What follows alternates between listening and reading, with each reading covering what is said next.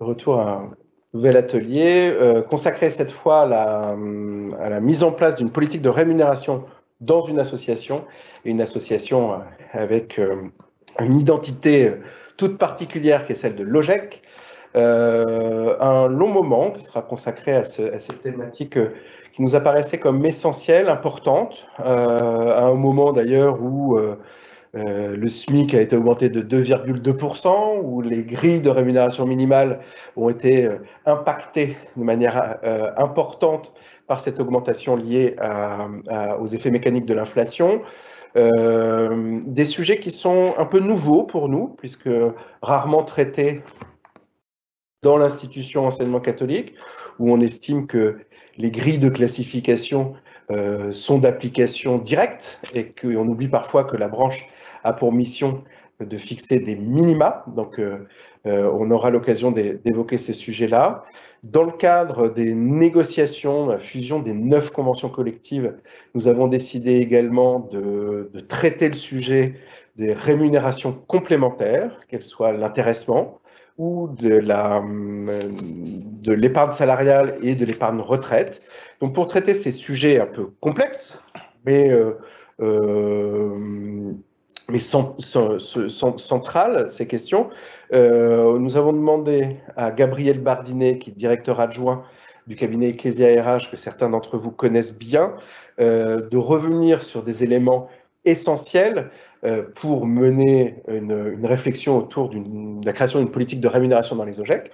Donc, il va intervenir pendant 40-45 minutes sur des éléments essentiels, sur les composants de la rémunération, sur la création, comme je le disais, d'une politique de rémunération. Puis nous laisserons la place à nos partenaires du groupe BPCE, Caisse d'épargne, Natixis, Interépargne, pour revenir sur des éléments un peu plus techniques sur l'épargne retraite. Et enfin, on conclura avec Gabriel et sans doute Aurélia de Saint-Exupéry sur cette politique de rémunération. Et un envoi, espérons-le, après cette journée dense. Donc on va continuer sur la densité. Et merci Gabriel de te prêter au jeu de cette intervention. Alors toujours un peu compliqué, je sais que tu aimes le côté théâtral et physique Oui. avec l'auditoire. Alors malheureusement, on restera derrière les écrans. On est environ 200 à t'écouter, à t'attendre sur ces sujets importants. Et merci de te prêter au jeu de l'exercice. Merci Jean-René. Alors effectivement, quand on parle de rémunération, hop là, si je viens juste sur les bons slides, c'est pas les miens. Tu veux pas parler de QVT? Alors je veux bien parler de QVT, mais c'est pas le mandat que tu m'as donné pour aujourd'hui. Quand on parle de rémunération, ce qu'il faut garder en tête, c'est que c'est un sujet sur lequel beaucoup de personnes ont un avis. C'est pour une raison assez simple. Il y a autant de personnes qui ont un avis sur le sujet des rémunérations qu'il y a de personnes qui ont un bulletin de paye tous les mois, c'est-à-dire à peu près tous les salariés français. Qui 12 fois par an reçoivent un bulletin de paye et donc depuis 5 ans, 10 ans, 20 ans, 50 ans, pensent avoir un avis intéressant, et dans certains cas il l'est, mais dans certains cas il y a quelques contre-vérités. Alors c'était toute la discussion avec mon équipe à midi sur est-ce qu'il faut parler de contre-vérité ou est-ce qu'il faut parler d'erreur. Enfin, je laisse ça à votre appréciation, mais voilà, on va essayer de lever ces quelques freins, ces quelques convictions qu'on peut avoir qui sont dans certains cas un peu sans fondement. Et alors la première que je voudrais vous partager, c'est sur le sujet de la motivation. Alors c'est un mantra assez classique qu'on connaît, la rémunération, ça permet de motiver, d'attirer et de fidéliser. Bon alors outre le fait que moi ça me questionne beaucoup le terme fidéliser, qui est un terme qui fait partie du registre de la conjugalité qu'on emmène dans le registre professionnel, ça me questionne un peu.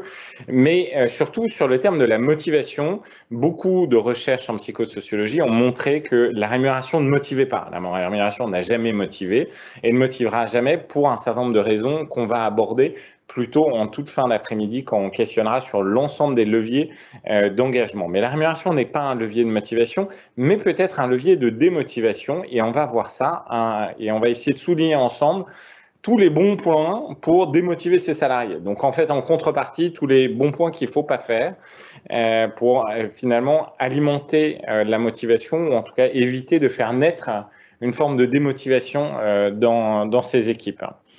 Alors, un point sur les enjeux, mais on va passer assez rapidement parce que c'est assez écrit là, mais c'est quels sont tous les enjeux autour de la rémunération. C'est les enjeux de coût, bien entendu, c'est les enjeux réglementaires, parce que les enjeux de coût, vous les connaissez, et on les connaît tous dans le secteur associatif. On fonctionne tous avec des masses salariales assez contraintes, donc il faut jouer dans ces cartes-là. Les enjeux réglementaires, vous avez Jean-René et toutes ses équipes pour vous répondre à tous ces questionnements réglementaires qui évoluent. Et vous parlez de la dernière, l'évolution du SMIC, qui est de 2,2. Tous les enjeux d'équité. Je vous parlais tout à l'heure d'une bonne façon de démotiver les salariés. Vous n'êtes pas équitable, c'est-à-dire deux personnes qui vont être sur des postes extrêmement similaires.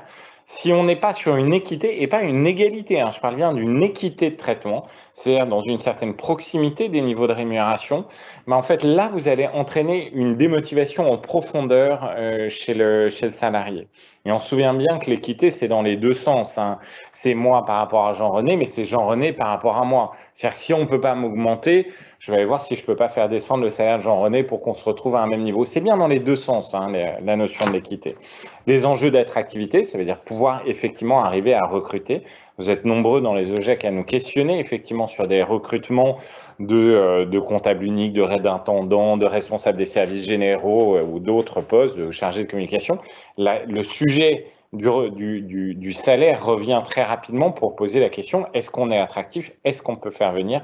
On en parlera, et on parlera brièvement de l'enjeu de performance ou de l'implication, qui est un terme plus usité dans la FNOGEC. Alors, si on parle des composants de la rémunération, et si on parle de la rémunération de façon générale, on ne peut pas ne pas parler des différentes strates. Vous voyez, j'ai utilisé l'iceberg en image. Le haut de l'iceberg, c'est celui qu'on connaît, c'est le salaire fixe. Mais il ne faut pas oublier qu'il y a un certain nombre d'autres éléments qui sont moins visibles, moins directs en termes de rémunération, mais qui sont tout aussi efficaces. Je vous en parlerai de certains. Natixis, BPCE, la Caisse d'épargne vous en parleront de d'autres, mais il ne faut pas oublier que tous ces éléments-là rentrent dans la composition d'une politique de rémunération et qu'il faut savoir parler des autres. Certains sont assez techniques, assez réglementaires, mais il faut savoir pouvoir les rappeler et se souvenir que la rémunération comprend l'ensemble de ces éléments-là. Alors, si on essaye de les composer ou de les décomposer, c'est-à-dire vous allez retrouver le salaire de base, ce qu'on appelle le salaire de base brut, les 12 ou 13 mensualités, le nombre de mensualités, auxquelles on rajoute des primes. Alors, souvent, il y a la prime d'ancienneté qui rentre entre les deux. Et ça, c'est ce qu'on va appeler le salaire, usuellement. Mais après, vous voyez que sur ce cube, c'est une pyramide de cas plats, quoi. On empile et on monte au-dessus. C'est-à-dire qu'on rajoute des éléments de variables, la prime d'implication, ou des primes exceptionnelles, ou de la prime, ce qu'on a appelé la prime Macron, la PEPA, qui est autorisée également au sein de la FNOGEC. Pas depuis le début, mais depuis une bonne année, je crois, au moins. Puis après, on rajoute, donc ça nous donne ce qu'on va appeler la rémunération totale, donc la rémunération directe, monétaire. Puis après, on va aller sur des éléments qui sont aussi monétaires, mais qu'on va qualifier d'indirects, que va être la mutuelle, la prévoyance, la retraite et les autres éléments d'épargne salariale dont parlait l'intéressement, dont parlait Jean-René tout à l'heure. Donc là, on arrive dans les éléments, ce qu'on va appeler de la rémunération globale. Et après, on va parler tout à l'heure, en toute fin d'après-midi, de ce qu'on peut considérer être finalement plus de la rémunération, mais de la rétribution, puisqu'on va aller sur d'autres éléments qui entraînent de la motivation, de l'engagement en profondeur des salariés. On est plutôt dans le champ de l'intangible, donc c'est ce qu'on va appeler la rétribution globale. C'est une autre façon de le présenter, je ne vais pas forcément commenter plus en détail que ça, mais c'est une pyramide, si vous vous souvenez de la pyramide de Maslow, là Donadieu, qui est un chercheur en ressources humaines, propose cette pyramide de la rémunération. Vous vous souvenez de la pyramide de Maslow, les éléments primaires, les éléments secondaires, ce dont j'ai besoin pour vivre, ce dont j'ai besoin pour m'épanouir. En fait, on retrouve un peu la même chose dans cette pyramide de la rémunération. On a le salaire de base en bas, et plus on monte, plus on va aller sur d'autres types de leviers de rémunération. On va aller sur le partage, et effectivement le partage du résultat avec l'épargne salariale. sur les plans d'épargne. Là, on est dans la capacité qu'on donne à ces salariés de créer de l'épargne sur la durée. Et effectivement, quand on est sur des éléments de retraite, alors après, bon, les éléments de véhicule et d'actionnariat ne sont pas des composants qui sont usuels, qui n'existent pas d'ailleurs dans le monde des OGEC, mais quand vous recrutez, dans certains cas, vous allez voir des salariés qui, eux, viennent du monde de l'entreprise dans lequel ces composants de la rémunération, parce que c'en est, peuvent exister. Donc, il faut que vous les ayez aussi un peu en tête. C'est pas parce que vous n'avez pas ces cartes en main qu'elles n'existent pas dans le jeu. Le jeu, il est multiple avec l'ensemble des entreprises et des institutions, et ces composants-là existent bien. Alors, quand on se pose la question de la rémunération et la définition d'un niveau de rémunération, et vous nous posez régulièrement la question sur les recrutements, pour moi, c'est la règle des 3 P. C'est l'approche en 3 P. C'est le poste, la personne et la performance. Alors, je sais, la performance, c'est un gros mot. On peut parler plutôt d'implication. Alors, ça avait fait 2 PI, c'était pas très beau en formulation. C'est pour ça que j'ai choisi le 3 P. Poste, personne, performance. Mais c'est bien ces éléments-là, en fait, qu'on a derrière. Et c'est bien ça qu'on va essayer de reconnaître avec des éléments effectivement différents. La rémunération, c'est un outil de reconnaissance de vos salariés qui a ses critères explicatifs. Selon les cultures d'institutions dans lesquelles on va se retrouver, selon les cultures d'employeurs, on ne se retrouve pas du tout sur les mêmes. Si on va dans la pure fonction publique, globalement, vous allez avoir le poste et le poste. Assez peu d'autres choses. Quand effectivement on va être sur d'autres typologies de culture, de mode de fonctionnement, il peut y avoir une prise en compte énorme de la personne et finalement le poste est très peu pris en compte. On sait que dans une culture française, on est globalement à 40% sur le poste, 40% sur la personne et une faible part de rémunération variable, donc la performance. Mais tout ça compose la rémunération et c'est bien ces 3 éléments qu'il faut avoir en tête. Et pour rebondir sur ce que disait Jean-René tout à l'heure, la convention collective de la FNOGEC vous donne des minima et pas des maxima. Ce n'est pas des maximums, c'est des minimums. On peut aller au-delà des montants proposés dans la convention de la FNOGEC, ou corrige-moi si je dis une bêtise, Jean-René, tout de suite. Mais en fait, quand vous allez au-delà, la convention, elle vous donne le poste. Quand vous allez sur la personne, c'est toute la prise en compte au-delà, effectivement, du niveau de responsabilité, du niveau conventionnel, de ce que nous donne la convention. C'est qu'à un moment donné, vous dites, bah, le poste, c'est ce que me décrit la convention, c'est ce dont j'ai besoin. Mais finalement, qu'est-ce que m'apporte en plus la personne en termes d'éléments complémentaires? Voilà, c'est les critères d'homogénéisation, c'est le poste. Les critères de différenciation, c'est la prise en compte de la personne dans ses compétences techniques comportementales qui lui sont complètement uniques. C'est le potentiel, c'est la fidélisation, avec toutes les réserves que je vous ai données autour du terme de la fidélisation. Et ensuite, c'est la performance. La performance, on en parlera brièvement tout à l'heure, elle est multiple. Il n'y a pas que la performance économique et que le chiffre d'affaires des entreprises du CAC 40. Il y a aussi une approche où on prend en compte les performances et dans les performances, il y a les performances collectives qui peuvent être intéressantes à regarder. Quand on se pose la question sur la rémunération, il y a une question qu'il faut se poser assez vite en tant que manager. Et puis, je vous les laisse vous la poser. Vous verrez, on aurait été en salle, j'aurais essayé de voir comment l'Assemblée réagissait. Mais entre la rémunération, c'est un coût, et la rémunération, c'est un investissement. C'est un peu grossier, je suis d'accord, c'est un peu noir-blanc. Il y a du gris entre les deux, je ne peux être que d'accord avec vous. Mais néanmoins, il y a un peu de ça quand même. C'est soit on considère que c'est un coût, et si on considère que c'est un coût, notre façon de faire, ça va être de contracter. Comme toutes les sommes de coûts, l'objectif, c'est de les contracter au minimum. Donc, c'est de se mettre au niveau que nous dit la convention collective. On resserre. C'est effectivement de dire, bah, finalement, est-ce qu'on a besoin d'autant de personnes? On contracte. Et après, si on considère que la rémunération est un investissement, c'est-à-dire qu'en fait, on fait un pari sur l'avenir. Et ce pari sur l'avenir, ben, effectivement, il faut se poser la question de qu'est-ce que nous apporte tel ou tel salarié? Est-ce que par rapport à un salarié qui a un peu plus de compétences dans un domaine qu'un autre, j'accepte de pouvoir créer un écart de rémunération? Et là aussi, le schéma force l'aspect noir-blanc.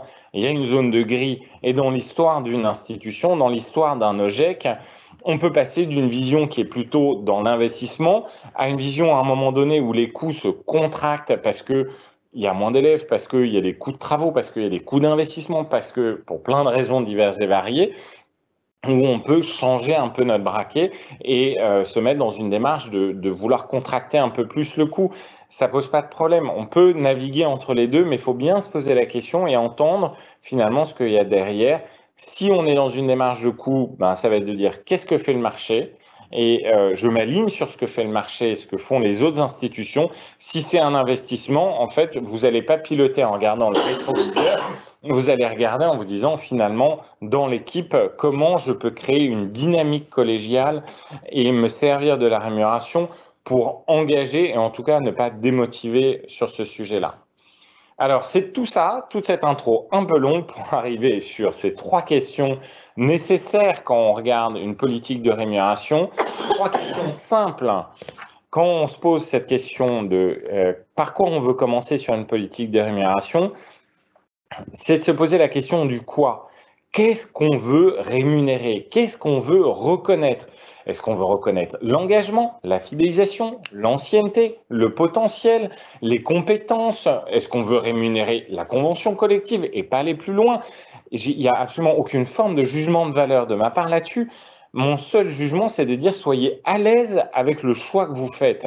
Et après, assumez-le et communiquez-le. Et dans l'acte managérial, il n'y a pas de bonne ou de mauvaise réponse. Par contre, la mauvaise posture, c'est de ne pas se poser cette question-là de qu'est-ce qu'on veut rémunérer. À un moment donné, 12 fois par an, vous envoyez un message à vos salariés. 12 fois par an, en début de mois, vous leur envoyez un message avec le bulletin de paye. Donc, le quoi, qu'est-ce qu'on veut rémunérer? Et de l'autre côté, on va se poser la question du combien, effectivement, à quel niveau je veux le rémunérer. Et après, le comment. Le comment, il renvoie effectivement à ces différents véhicules de la rémunération dont on a commencé à parler. Le salaire de base, les primes, les autres éléments de rémunération indirecte, les éléments de progression professionnelle, les éléments d'équipement technologique qu'on met à disposition. Tout ça, c'est des éléments effectivement d'engagement qui contribuent à une politique de rémunération et allez, j'oserais dire aller au-delà, c'est-à-dire une politique de rétribution des salariés. On reviendra dessus en fin d'après-midi. Alors quand on se pose cette question d'une politique de rémunération, il y a différentes étapes par lesquelles il faut passer. La première, et alors voilà, je vous donne les étapes, puis après on va les détailler. Certaines, on va aller un peu plus en détail, d'autres, on va aller rapidement. Les 3 premières, je vais aller très rapidement dessus, mais je ne pouvais pas parler de politique de rémunération sans vous rappeler l'importance des descriptions de postes, des évaluations de postes avec la convention collective NOGEC ou avec une autre méthodologie, mais qui permet d'analyser le niveau de responsabilité de chacun des postes, tout ça se retranscrivant dans une classification interne ou conventionnelle. Si vous ne mettez pas ça en œuvre, si vous n'avez pas des descriptions de postes claires, une évaluation de postes claire également, solide, vous pouvez construire le plus beau des châteaux de cartes, il s'effondrera. Vous n'avez pas de fondation. Dans toute maison, à un moment donné, on met des fondations. Les fondations d'une politique de rémunération, c'est celle-là. Après, on ira sur l'audit, après, on ira sur les pratiques de rémunération fixes, variables, etc. Mais la base pour supporter tout le reste, c'est ce travail de description et d'évaluation des postes nécessaires pour effectivement construire une politique de rémunération essentielle pour ce qu'on va appeler réduire les écarts. Réduire les écarts entre le travail réel, ce que fait quotidiennement vos salariés au sein de vos institutions, versus le travail prescrit. D'accord? Et le travail prescrit, c'est effectivement ce qui est écrit dans une définition de poste. Et les écarts peuvent être significatifs. C'est l'acte managérial qui permet de le réduire. Alors, un petit point sur la clarification des concepts. Il y a un contrat de travail, il peut avoir une lettre de mission, effectivement, de l'évêque pour un certain nombre de personnes. Et ensuite, il y a une description de poste. La description de poste, elle ne remplace pas le contrat de travail. Et le contrat de travail ne remplace pas la description de poste. Ce n'est pas parce qu'on a mis 3 lignes pour décrire le poste dans le contrat de travail, ce qui en soi est plutôt une erreur d'ailleurs, mais on met le titre de poste et tout le reste, on renvoie à la description de poste. Parce que la description de poste, c'est un acte de l'employeur. Contrat de travail, c'est un contrat de modifier, c'est plus compliqué. Et ensuite, vous descendez dans les procédures et dans les modes de fonctionnement. La description de poste, ça permet de faire le lien effectivement entre les deux. Ça permet de se dire concrètement, voilà ce que j'attends de toi en tant que mon salarié, en tant que contributeur, équipier de cet OGEC dans lequel on est 5, 10, 15, 20, 50. Voilà ce qu'on attend de toi. Une description de poste, c'est court, bref. C'est pas une lettre à l'après-vert où on en met des pages et des pages. Une page, recto, verso. Et encore, le plus important dans la description de poste, c'est le petit pavé que vous allez trouver très rapidement après le titre de poste, qui doit toujours s'écrire avec le même mantra, dans le cadre de et afin de, le poste est en charge, et vous mettez des verbes d'action. C'est ce petit mantra. En fait, en écrivant cette petite phrase et en vous forçant à utiliser cette mécanique dans le cadre de et afin de, dans le cadre, vous l'encadrez, afin de, vous lui donnez sa finalité, et après, vous lui donnez ses missions principales. En fait, en ayant dit ça, vous avez dit l'essentiel. Après, on le décline dans les missions principales, les tâches, etc. Mais ça, c'est le plus important. Pourquoi c'est essentiel? Parce que ça va nous permettre ensuite de faire l'évaluation de poste. Et dans l'acte managérial, ça permet en fait de réduire les écarts entre le rôle attendu, ce que vous, en tant qu'employeur, vous attendez. Il y a un premier écart entre le rôle perçu. J'attends quelque chose, enfin on va se mettre dans l'autre sens. Jean-René, en me faisant venir aujourd'hui, attend quelque chose de moi. Moi, j'ai pu percevoir, donc déjà, on a pu créer des écarts entre les deux. Ensuite, j'ai accepté de faire un certain nombre de choses. On crée des écarts à nouveau. Et il y a la façon dont je m'exprime aujourd'hui face à vous. On crée encore des écarts.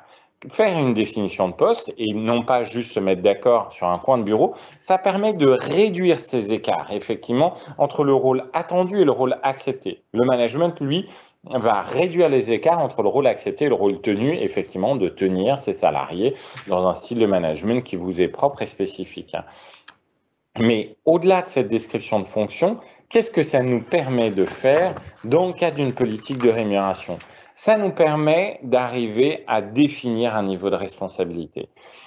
Le premier déterminant de la rémunération, avant tout le reste, avant la localisation géographique, avant le métier, avant la taille de l'organisation, avant tout, c'est le niveau de responsabilité. On rémunère d'abord un niveau de responsabilité. C'est essentiel de bien définir. Soit vous utilisez, au minimum la classification FNOGEC. Si après je vais me faire taper sur les doigts par Jean-René. Donc vous utilisez ça. Et après, vous pouvez le doubler avec une méthode. C'est le cas quand on est dans des très gros OGEC où on a beaucoup de monde. On peut avoir besoin d'une analyse un peu plus fine, complémentaire. Mais c'est essentiel de définir un niveau de responsabilité. Dans le RER, en venant tout à l'heure, j'ai essayé de me poser la question comment je pouvais essayer de vous éclairer un peu là-dessus. Et après, je me suis rappelé d'un élément, c'est que sur les recrutements, sur des postes souvent assez similaires, je peux avoir 5 ou 6 titrologies de métiers différents. Je peux avoir soit un secrétaire général, soit un directeur administratif financier, soit un RAF, soit un attaché de gestion, soit un comptable unique. Et je vous promets, derrière ce même type de poste, j'ai souvent un cœur de métier très similaire. Est-ce que c'est juste une question de titrologie ou est-ce que c'est plus? Et en fait, quand on gratte, on se rend compte que c'est quand même un écart qui trouve sa nature ailleurs, qui trouve sa nature sur une influence dans l'organisation. J'attends plus de lui. Souvent, il peut avoir plus d'équipes. Effectivement, un secrétaire général va prendre souvent l'ensemble des salariés OGEC, tandis qu'un RAF va prendre juste les aspects financiers. Mais les éléments, de temps en temps, entre un attaché de gestion et un comptable unique, on peut se questionner. On est sur une grande proximité. Quand je vois les définitions de poste ou les annonces de recrutement qu'on nous envoie, attendez, là, c'est 2 types de postes. Comptable unique, c'est quand même pas un terme très usuel. On parle plus souvent d'attaché de gestion dans le monde de l'enseignement. Et quand on gratte, en fait, on touche à la subtilité du niveau de responsabilité. Pourquoi c'est essentiel? Parce que quand, à un moment donné, on va en parler dans 3 minutes, vous allez vouloir aller sur le marché, comparer les rémunérations. Si vous n'êtes pas sur le même niveau de responsabilité, si vous prenez un poste de responsable administratif, un responsable financier, dans un OGEC de taille intermédiaire, si je dis, je compare juste le titre de poste, peut-être que dans un énorme OGEC, je vais trouver le même type de poste, mais avec pas du tout le même niveau de responsabilité derrière. D'un côté, je vais avoir quelqu'un qui a juste les fonctions financières. De l'autre côté, je vais avoir quelqu'un qui a les laborantins, les informaticiens, les services généraux, en direct ou en sous-traitance. enfin, on se retrouve avec des personnes qui portent le même type de poste, mais n'ont absolument pas le même périmètre de responsabilité et donc n'ont pas le même niveau de responsabilité, donc in fine ne peuvent pas être comparés en termes de rémunération parce qu'on comparait des choux avec des carottes et on dirait bah c'est pas pareil. Bah ouais, mécaniquement ça porte le même titre, mais c'est pas la même chose derrière. Cette évaluation de poste, par conventionnel ou par une autre méthode, ou en complément avec une autre méthode, permet de garantir l'équité interne. Effectivement, de dire entre deux postes qui ont peut-être rien à voir, eh bien, ils sont sur un même niveau de responsabilité et je dois probablement avoir une cohérence en termes sur les pratiques de rémunération. C'est ça que permet l'évaluation de poste et c'est essentiel dans ces pratiques dans l'analyse des pratiques de rémunération. Alors, si justement on va sur cette analyse des pratiques de rémunération, en fait, on se pose très rapidement la question à quoi on veut se comparer. Alors ça, c'est une question tout le monde se pose. Hein. C'est pas juste dans les EGEC. Pour avoir accompagné dans ma vie précédente, quand j'étais chez Deloitte ou chez E-Group, des entreprises de toute taille, ils avaient la même question. À quoi je dois me comparer, Gabriel? La réponse, la plupart du temps, c'est à tout type d'entreprise. Et pour répondre pour donner cette réponse-là, en fait, c'est le petit schéma à droite là sur le slide. Pour savoir à quoi vous comparez, c'est très simple. Vous vous posez deux questions. Où est-ce que vous allez recruter vos gars? Et vos gars dans le sens guys américains, vos salariés. Et quand ils vous quittent, où est-ce qu'ils partent? Et si à ces deux questions, vous me dites, mais en fait, je recrute un peu n'importe où, je recrute pas que dans l'enseignement, voire j'ai plutôt une volonté d'aller chercher ailleurs pour oxygéner mes équipes. Et quand ils partent un peu partout aussi derrière. Mais en fait, votre réponse, c'est pas le marché associatif de l'enseignement catholique. La réponse est le marché qu'on va dire général. Tout secteur, toute taille d'entreprise, toute région, un marché national. Et c'est souvent le meilleur point de comparaison parce que c'est le plus large, c'est le plus stable. Et je vais vous en donner quelques éléments. Alors là, j'ai voulu vous donner des éléments de comparaison sur les pratiques de rémunération. Alors, ce n'est pas le marché de l'enseignement. Je suis désolé, je ne l'ai pas. Donc, je vous ai mis le marché d'associations confessionnelles derrière lequel j'ai des EGEC, j'ai des associations, des diocèses, j'ai un peu de tout. Vous voyez sur le graphique. Alors, je ne sais pas si vous arrivez à voir. Je crois qu'il y a un trait vert et un trait bleu. Enfin, le trait du haut versus le trait du bas. Le trait du haut, c'est le marché général, tout secteur d'activité, toute famille de métiers, toute région. C'est des données qui viennent de Deloitte, derrière, on a 400 entreprises, 1 million de données salariales, la plus grosse base de données juste après l'INSEE. Donc, on peut challenger la stabilité de ces chiffres, ils sont quand même assez solides. Et le trait d'en dessous, c'est le panel associatif confessionnel d'Ecclesia. Donc, forcément, on est sur un panel plus restreint, on n'a pas 1 million de données derrière, mais on en a quand même quelques dizaines de milliers qui nous permet par niveau de responsabilité, c'est l'axe horizontal que vous voyez, les niveaux de responsabilité, et on voit l'écart. Et ce graphique-là, il est en salaire de base, important, hein. Il n'y a pas les éléments de rémunération variable dedans. On voit qu'on est sur un écart aux alentours de 15 points et on est sur un écart qui se creuse. Au moment où on monte dans le niveau de responsabilité, l'écart devient de plus en plus important. Effectivement, on commence sur un écart entre 5 à 10% et on va arriver sur un écart de 20 à 25% en salaire de base.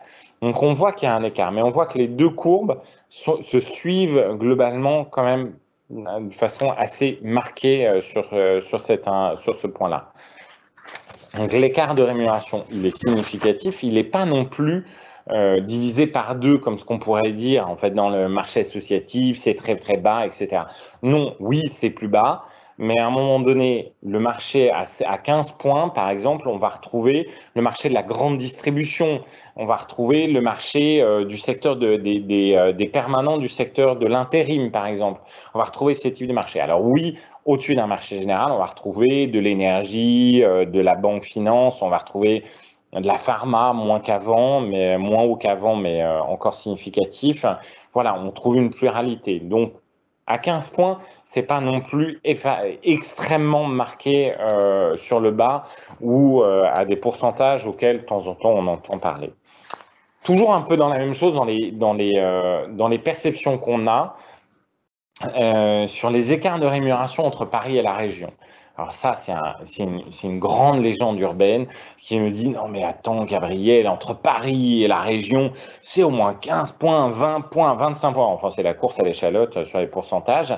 Mais en fait, la réalité de l'écart entre Paris et la province, c'est 5 à 6 points, 7 points entre Paris et la province, toutes provinces confondues. D'accord? L'écart entre les provinces, c'est entre +2 et -2. Il n'y a pas d'écart entre les provinces.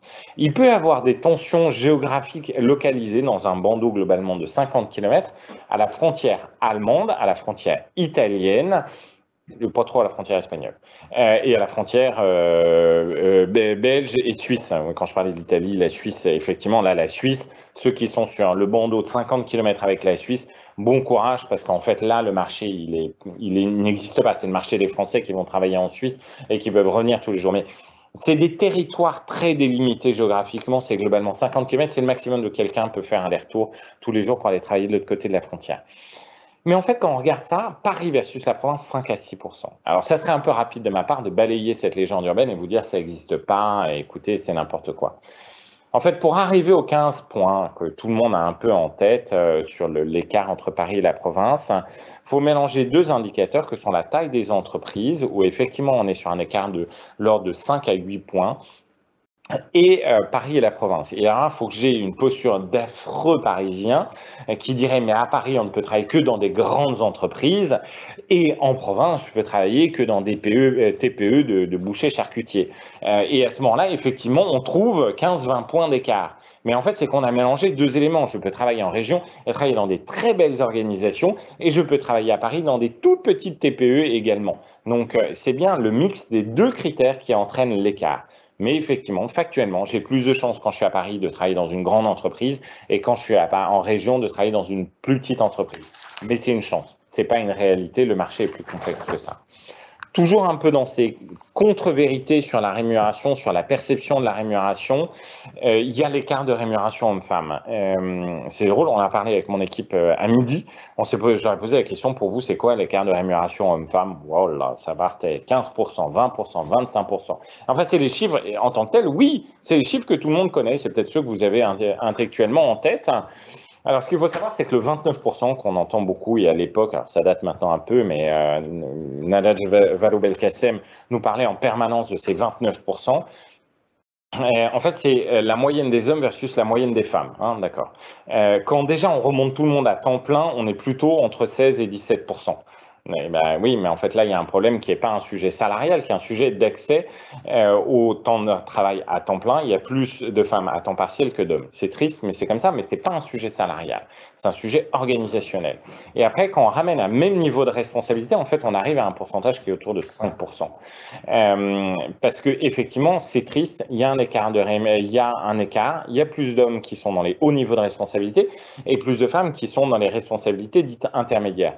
C'est triste, c'est à gérer, c'est un problème organisationnel, c'est pas un problème de rémunération. Aujourd'hui, globalement, les enjeux de rémunération sur l'égalité homme-femme sont extrêmement bien tenus. Il y a 4%, et ce 4%, on peut encore le diviser par 2 si on corrige d'un certain nombre d'autres éléments. Donc là aussi, il y a un peu des contre-vérités sur la rémunération.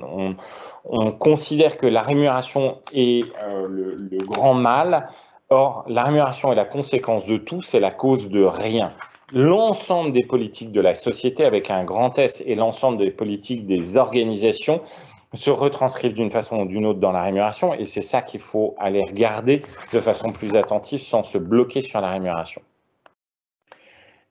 Je ne peux pas non plus ne pas vous parler un peu des pratiques d'augmentation en 2 minutes parce que le temps passe, parce qu'à un moment donné, quand on parle d'augmentation, quand on parle de politique de rémunération, il faut regarder le sujet des augmentations. Les augmentations l'année dernière, alors le graphique là est un peu compliqué à lire. Les pointillés, c'est la distribution des augmentations de l'année dernière. Les traits pleins, c'est la distribution des augmentations cette année. En axe horizontal, c'est le montant moyen des augmentations. En axe vertical, c'est le pourcentage de population ayant touché ce montant d'augmentation. J'ai fait vachement vite, j'ai pas beaucoup de temps. Mais enfin, ce que vous voyez globalement, c'est que le trait plein, il est accroché à l'axe vertical, qui montre qu'il y a eu globalement 45% de personnes l'année dernière qui n'ont pas eu d'augmentation. Leurs salaires ont été gelés. Et ça, effectivement, il faut revenir à 2009 globalement pour retrouver la même pratique. C'est une pratique massive d'1 an. À un moment donné, l'année dernière, on n'avait juste pas le choix, tout le monde l'a fait. C'est une pratique qui s'est écourue. Après, on sait qu'on gèle 1 an, on met 3 ans à récupérer un gel à un moment donné en termes de salaire, parce qu'en fait, pour récupérer ceux qui n'ont pas gelé, c'est-à-dire qu'il faut que vous augmentiez de la même chose que les copains, et en même temps que vous rattrapiez un petit bout de l'année d'avant. Donc, on sait qu'en fait, on met très longtemps à rattraper un gel. Le gel de 2009, il se constate encore dans des écarts de rémunération dans certaines organisations. L'augmentation moyenne l'année dernière, 0,6%. En fait, quand on enlève les personnes qui ont eu leur rémunération gelée, on voit qu'on était aux alentours de 1,8%, ce qui finalement n'est pas extrêmement loin des pratiques habituelles.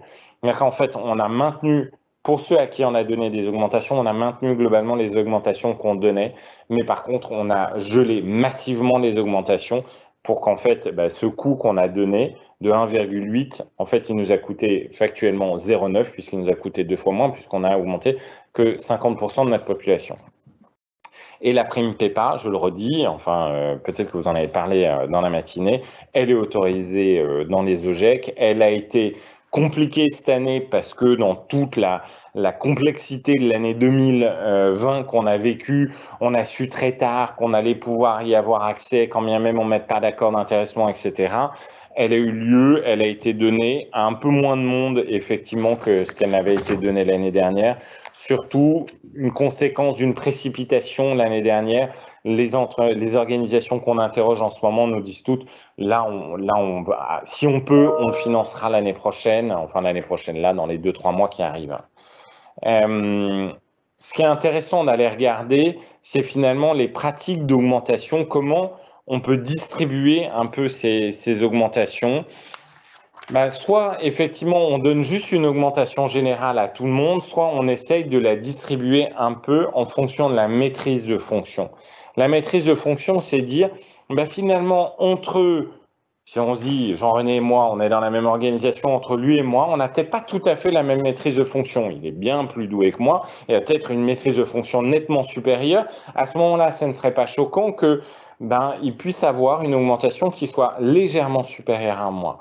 Le salaire de base reconnaît la maîtrise de fonction, puisque le salaire de base reconnaît le poste, la façon dont on tient le poste, et la façon dont on tient le poste, c'est pas la performance, c'est la maîtrise de fonction. Est-ce qu'il est autonome? Est-ce qu'il est plutôt en développement? Est-ce qu'il est en maîtrise complète du poste? Ou est-ce qu'il est plutôt en expert fort et appuyé sur le poste? Et en fonction de ça, en fait, on va distribuer cette augmentation de différentes façons en regardant, en se disant, par rapport à la pratique de rémunération souhaitée, ce qu'on va appeler la grille de rémunération, et par rapport à sa maîtrise de fonction, pardon, c'est le slide d'avant, on croise en fait les deux, une matrice assez classique en disant, certes, effectivement, peut-être que celui qui est un peu moins bien positionné par rapport à la grille, mais qui est avec une très haute maîtrise de fonction, par rapport à celui qui est à une très haute maîtrise de fonction, mais qui est mieux payé que lui, je vais rémunérer un peu plus, augmenter un peu plus le premier. On va créer des écarts pour effectivement prendre en compte comment la personne se situe par rapport en axe horizontal, par rapport au marché, et comment il se situe par rapport au marché ou par rapport à la grille, et comment il se situe en termes de maîtrise de rôle. Et par rapport à ça, on combine les deux en essayant d'éviter les trop grands saupoudrages. Ça veut dire, les saupoudrages, c'est le principe de l'école des fans. Hein. Tout le monde est mignon, tout le monde est gentil, on donne le même montant à tout le monde, etc. C'est l'école des fans, mais ça peut être des fans, mais ça peut être aussi un peu une forme d'absence de courage managérial. Et effectivement, à un moment donné, annoncer une augmentation, c'est aussi assumer qu'on n'augmente pas tout le monde de la même façon. Il faut le factualiser par la maîtrise de fonction. C'est la seule façon de maîtriser. Juste une question pour rebondir sur ton propos. On voit le quoi, on voit le combien, on voit le comment, là, avec cette matrice intéressante. C'est le comment, moi, qui va m'intéresser maintenant. C'est quel est le vecteur? Comment est-ce qu'on négocie collectivement? Est-ce qu'on avance individuellement? Est-ce qu'on en parle en NAO? Ou est-ce que Alors, ça, c'est évident. Je ne peux être que favorable à l'augmentation fortement individuel. C'est la reconnaissance de la différence des contributions de chacun dès l'instant où on compense un certain niveau de l'inflation. C'est le graphique juste après. Vous voyez que le niveau de l'inflation pour l'année dernière, il était absent. Donc là, on ne se posait pas la question, mais de toute façon, on ne s'est pas posé la question sur beaucoup de demandes d'augmentation. Cette année, on a quand même une inflation qu'on prévoit aux alentours de 1,4 en lycée 12 mois. Donc, on essaye de compenser. Habituellement, on compense 2/3 de l'inflation. C'est la pratique usuellement acceptée. Donc ça, on la compense dans l'augmentation générale en essayant d'éviter de tomber en dessous de 1% parce que sinon, là, bon courage dans la NAO pour essayer de faire passer moins de 1% d'augmentation générale. Et on vote dans le même temps un budget sur les augmentations individuelles autour de 1,5%. Moins, ça devient très compliqué pour pouvoir arriver à faire vraiment de la différenciation, ce qui fait un budget autour de 2%, 2,2%, pour autant qu'on puisse arriver à le financer effectivement. Mais quand on est là-dessus, ça permet en NAO de voter un budget d'augmentation générale avec les critères. Vous pouvez aussi dire sur les augmentations générales, passer un niveau de rémunération, la personne n'est pas accessible à l'augmentation générale parce qu'on estime qu'elle est sur un niveau de rémunération suffisamment solide pour pouvoir subir 1% d'augmentation de l'inflation. Et après, un budget d'augmentation individuelle qu'on verse en s'appuyant sur la maîtrise de fonction. Il vaut mieux ne pas verser d'augmentation, enfin, à partir d'un certain niveau de salaire, à partir globalement de 45, 50, 55 000 euros. Ça ne sert à rien d'aller verser 1% d'augmentation. Ça va vous coûter très cher en masse pour un effet très faible parce qu'en fait, la personne à ce niveau de rémunération, 1%, elle va s'acheter une boîte de manteaux à la fin du mois. Enfin, j'accentue un peu, mais il y a un peu de ça quand même. Donc, il vaut mieux dire à ce moment-là, on l'augmente une fois tous les 2 ans, 3 ans, mais à ce moment-là, on fait une augmentation plus substantielle. Et ça vous permet de vous dégager finalement des marges de manœuvre sur d'autres profils. Je ne sais pas si ça répond à ta question. Merci, parce que c'est souvent les questions qui nous reviennent. C'est-à-dire que les OGEC attendent, alors non pas de la FNOGEC comme tu l'as mis, mais de la branche, parce que c'est aussi une démarche paritaire, souvent un rôle qu'on ne peut pas tenir. C'est pas à l'accord de branche d'entamer une dynamique de rémunération. Ça n'existe pas. C'est pas un accord de branche, je l'ai dit même en accord NAO d'entreprise. Il y a un socle de garantie pour traiter le pouvoir d'achat, pour faire ça. C'est ça. Et la différenciation, c'est une politique managériale et donc qui est issue du pouvoir de direction, avec comme garde-fou l'objectivation, comme tu l'as mentionné. Mais chaque support a sa mission. Donc, on ne mélange pas les genres. On ne mélange pas. Effectivement, là-dessus, la FNOGEC donne les règles du jeu. Après, vous jouez avec les règles et vous pouvez compléter par d'autres éléments. Et il faut compléter par d'autres éléments. Les conventions, elles vous donnent oserais-je dire, le minimum syndical, qui garantit l'équité de traitement, qui garantit une cohérence d'ensemble, qui garantit que l'enseignement catholique, la FNOGEC et plus globalement au-delà de la FNOGEC, tous les autres instances, il y a une cohérence de traitement. Après, à chaque établissement de s'en emparer pour en faire ce qu'elle veut et assumer la politique de rémunération et non pas piloter en regardant dans le rétroviseur, donc en regardant à l'arrière ce que font les autres, mais ce que vous voulez faire, vous, réellement. Alors, il me reste quelques minutes pour vous traiter le dernier point sur la rémunération variable. C'est un sujet sur lequel vous nous questionnez assez souvent. Il faut revenir un peu sur qu'est-ce que rémunère le salaire de base et la part variable. Et c'est ce que je vous ai mis en mettant same but different, que j'aime bien comme formulation. Oui, c'est proche, mais c'est globalement quand même assez différent. Le salaire reconnaît le niveau de responsabilité et la maîtrise de rôle, et rien d'autre. Les objectifs, l'implication, la performance, c'est dans la rémunération variable, dans la prime d'implication, dans le variable individuel, dans la prime exceptionnelle. C'est dans ces éléments-là qu'on reconnaît. On me pose souvent la question de dire « Qu'est-ce que vous en pensez, Gabriel, de la rémunération variable ?» J'en pense beaucoup de mal, pour faire court. Si on ne mesure pas bien, qu'est-ce que ça veut dire d'aller variabiliser? On considère que dans la rémunération, il y a 5 grandes tranches de consommation de la rémunération qui sont des unités de consommation marginale, ce qu'on appelle la consommation, le confort, l'épargne, l'aisance ou la richesse.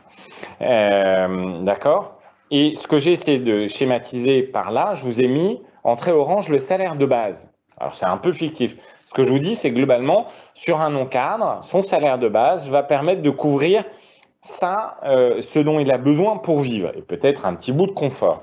Quand on va prendre l'exemple du cadre supérieur, où là, sa rémunération fixe, en fait, lui permet globalement de vivre dans sa consommation, dans son confort et un peu d'épargne. Le vert, c'est la rémunération variable. Quand vous l'ajoutez, parce qu'on me dit, non mais attendez, Gabriel, j'ai ajouté, mais quand même, j'ai pas trop variabilisé les niveaux, j'ai plus variabilisé les niveaux supérieurs. J'ai mis une rémunération variable, je sais pas, de 3% pour les non-cadres et de 20% sur les cadres supérieurs. Quand même, je suis pas méchant comme manager. Ok, pas de problème. Mais en fait, derrière ça, il faut aller regarder ce que tu as variabilisé, toi, monsieur le manager. C'est-à-dire sur les non-cadres, en fait, tu as variabilisé leur confort. Alors que sur les cadres supérieurs, en les variabilisant à 20%, tu as variabilisé leur épargne et leur aisance. C'est pas le même coût moral, quand bien même ça soit pas le même écart, parce que effectivement sur les cadres supérieurs, il faut variabiliser plus, mais il faut bien garder en tête que c'est pas le même coût et la même perception par les salariés. Donc dès l'instant où vous variabilisez, vous pouvez le faire, c'est très compliqué, et pour variabiliser, faut assumer un truc simple.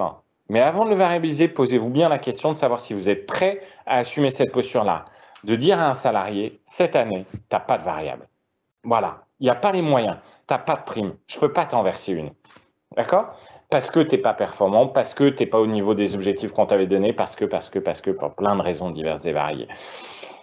Quand, à cette question-là, vous dites, je ne suis pas sûr de pouvoir arriver à tenir cette posture-là derrière, faites pas de la rémunération variable parce que c'est du faux variable, parce qu'ensuite, vous n'allez pas arriver à avoir le courage ou l'assertivité managériale nécessaire pour tenir de dire à quelqu'un non, désolé, cette année, c'est 0 pour toi, parce que finalement, en fait, vous rajoutez un complément de rémunération, un véhicule à la rémunération, dont vous lui enlevez son essence essentielle, qui est de dire une rémunération variable, c'est variable.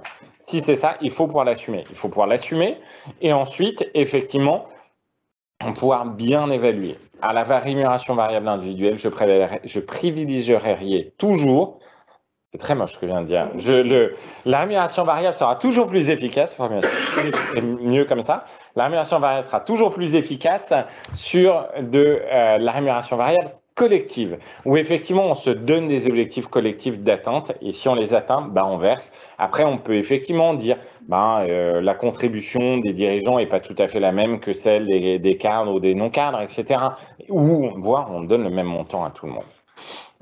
Se poser la question, je vois que c'est dame attend, donc je vais céder la parole parce que j'ai entamé mon temps.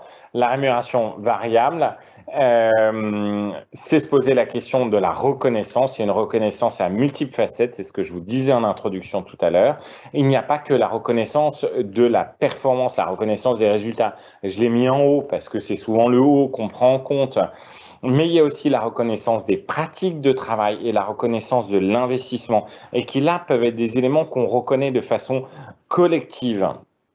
Et se poser enfin la question de la reconnaissance, c'est se poser la question du mérite d'un côté et du résultat de l'autre. La performance, et à la performance, je préférais le terme de l'efficience, elle se croise quand effectivement il y a un mérite à l'obtenir et un résultat efficace qui est obtenu. Sinon, on est dans l'effort ou juste dans un coup de chance et un coup de poker. C'est ça qu'on veut les pointer, c'est le mérite, l'implication et le résultat. Et c'est ça qu'on peut essayer d'aller reconnaître par la rémunération variable, par une prime d'implication, par une prime collective, etc. Voilà, je m'arrête là. Normalement, je suis dans les temps pour laisser la parole sur la rémunération complémentaire et différée. Merci beaucoup pour cette intervention dans des conditions particulières. Et, donc, on a assisté à un 1500 mètres steeple avec rivière en tribune. Bravo d'avoir relevé et bravo d'être allé jusqu'au bout. Pour une fois, je suis allé jusqu'au bout de tout ce que j'avais à dire. sans tomber, sans t'étouffer, bravo. Très, très intéressant comme toujours. Merci beaucoup parce que ça remet en perspective, ça donc fait penser un peu nos pensées limitantes, comme nos croyances limitantes. Nos croyances limitantes, merci, et de se dire que tout cela nécessite une réflexion approfondie, de poser un genou à terre, de réfléchir, prendre aussi un peu de recul et de hauteur. Alors, un genou à terre, prendre du recul, il faut être souple, et nous le sommes. Chaque chose à sa place, le bon support, la bonne réflexion. J'ai bien aimé le côté, la dynamique de rémunération, il faut l'assumer. Et donc, est-ce qu'on est prêt ou pas? Et si on n'est pas prêt, peut-être passer votre chemin. Oui. On y reviendra. Donc, merci beaucoup. Ça nécessitera sans doute un temps d'appropriation pour nos auditeurs du jour. Et sans doute qu'on aura l'occasion de revenir sur tous ces éléments-là. De toute façon, tu reviens pour la conclusion et pour revenir sur des éléments essentiels d'ici 1 heure. Et nous laissons la parole, et merci Gabriel, à Marie Leclerc-Brouillant, alors je prends mon papier, je suis désolé, qui est responsable du marché économique et social et institutionnel de la Caisse d'Épargne. Je suis à peine essoufflé aussi. Et Anne-Marie Retailleau, responsable projet marché de la Caisse d'Épargne. Merci mesdames d'avoir construit ensemble cet événement, puisque on devait aller dans vos locaux et pour des raisons sanitaires, on peut imaginer, on n'a pas pu organiser cela en vrai, comme on dit. Bon, écoutez, ça sera une prochaine fois. Merci en tout cas du partenariat que nous avons avec la FNOJEC cette fois, et donc c'était l'occasion de vous remercier par écran interposé. Donc un petit temps de présentation de la Caisse d'Épargne, de l'action qu'elle mène auprès des OGEC avec vous deux. Et ensuite, Natixis Interépargne interviendra sur des sujets plus techniques et précis sur les rémunérations complémentaires et différées, comme tu le dis. Merci beaucoup, Jean-René. Merci de nous donner cette opportunité. Donc, c'est vrai que ça s'inscrit dans ce partenariat qu'on est vraiment ravis d'avoir signé récemment, sachant que nos réseaux travaillent encore très bien ensemble sur les territoires. Et alors, un petit focus quand même si on se connaît un peu sur qui sont les caisses d'épargne et cette histoire. Les caisses d'épargne, c'est avant tout des banques coopératives régionales. Elles sont 15. Banque coopérative, ça veut dire que leur capital, il est détenu par leurs clients sociétaires. Ça, c'est clé pour nous. Alors, vous nous connaissez peut-être comme des banques des familles, mais on est aussi le premier financeur des acteurs de l'économie sociale et solidaire, marché dont je m'occupe plus particulièrement. On est aussi une banque de référence des collectivités territoriales, du logement social, des personnes protégées également, un grand mécène aussi sur les territoires. Et c'est vrai que cette dimension d'engagement, elle s'inscrit vraiment dans notre histoire. 200 ans, avec un petit clin d'œil, parce qu'à l'origine, les caisses d'épargne ont été créées comme des institutions philanthropiques pour lutter contre la pauvreté avec un outil qui était le livret d'épargne, et dont d'ailleurs au début, beaucoup d'actions dans l'épargne scolaire, et donc le livret d'épargne dans les écoles, il y a déjà plus de 200 ans. Et finalement, cet engagement, on le retrouve encore aujourd'hui dans notre fonctionnement. Donc moi, j'aime bien parler d'un modèle de circuit court de l'argent, d'économie circulaire, c'est à la mode aujourd'hui, mais c'est vrai qu'en fait, on collecte l'épargne dans les territoires, auprès des particuliers, mais aussi auprès de nos clients, personnes morales et notamment aussi économie sociale institutionnelle. Et ensuite, cette épargne, on la réinvestit au plus près des besoins. Alors, sur des projets impact, là, on retrouve vraiment les acteurs de l'économie sociale, sur des projets impact environnemental, évidemment, de plus en plus. Et puis, bien sûr, pour financer les projets de particuliers, de professionnels, de collectivités. Et là aussi, on sait le lien important qu'ont les structures de l'enseignement privé avec les collectivités locales. On le verra d'ailleurs plus tard, ce qui est très intéressant, c'est que l'épargne de nos clients, par exemple, associatifs, elle est elle-même réinvestie dans des associations qui ont ces projets à impact sur le territoire. Et donc, on est vraiment dans ce cercle vertueux de l'argent. Et puis, simplement aussi pour revenir sur cette notion d'économie sociale et solidaire, donc tout ce secteur privé non lucratif qui est vraiment très important et très significatif en France. On touche en fait tous les acteurs, quel que soit leur statut, bien sûr des associations, mais aussi des coopératives, des fondations et de plus en plus d'entreprises sociales également. Et on trouve aussi, on est positionné de façon transversale en fonction des secteurs d'activité.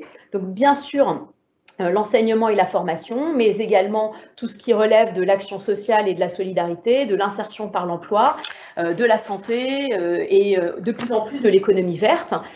Aujourd'hui, sur mon activité, on a 20 000 clients, structures employeuses, mais finalement, c'est de plus de 200 000 associations que l'on traite et auxquelles on apporte notre expertise. Et je vais passer la parole à ma collègue Anne-Marie, qui est justement en charge du suivi, plus particulièrement de nos activités avec l'enseignement privé.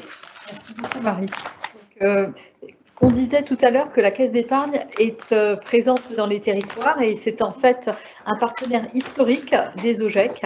Alors pourquoi historique? Parce que lorsque les pouvoirs publics ont décidé que 80% d'une classe d'âge devait arriver au niveau du baccalauréat, il manquait des établissements scolaires et les caisses d'épargne ont été à vos côtés pour financer de nombreuses constructions à ce moment. Aujourd'hui, dans notre portefeuille, on compte plus de 1200 OGEC qui sont clientes et on a également 25 UROGEC et 25 UDOGEC et 7 UROGEC. Et ces 1200 OGEC sont accompagnés dans notre portefeuille par d'autres clients du monde de l'enseignement. Donc, l'enseignement général, bien sûr, mais aussi l'enseignement agricole ou l'enseignement supérieur et également la formation professionnelle. Sur la carte que vous avez devant vous, vous voyez le découpage des caisses d'épargne. Donc, on compte 15 caisses d'épargne régionales sur le territoire. Dans chacune de ces caisses d'épargne, on prend les décisions au plus près des dossiers et des clients. Et dans chacune de ces régions, vous avez un responsable de l'économie du marché de l'économie sociale qui anime ces 140 chargés d'affaires. Nous avons 140 chargés d'affaires spécialisés sur le marché de l'économie sociale dans ces territoires.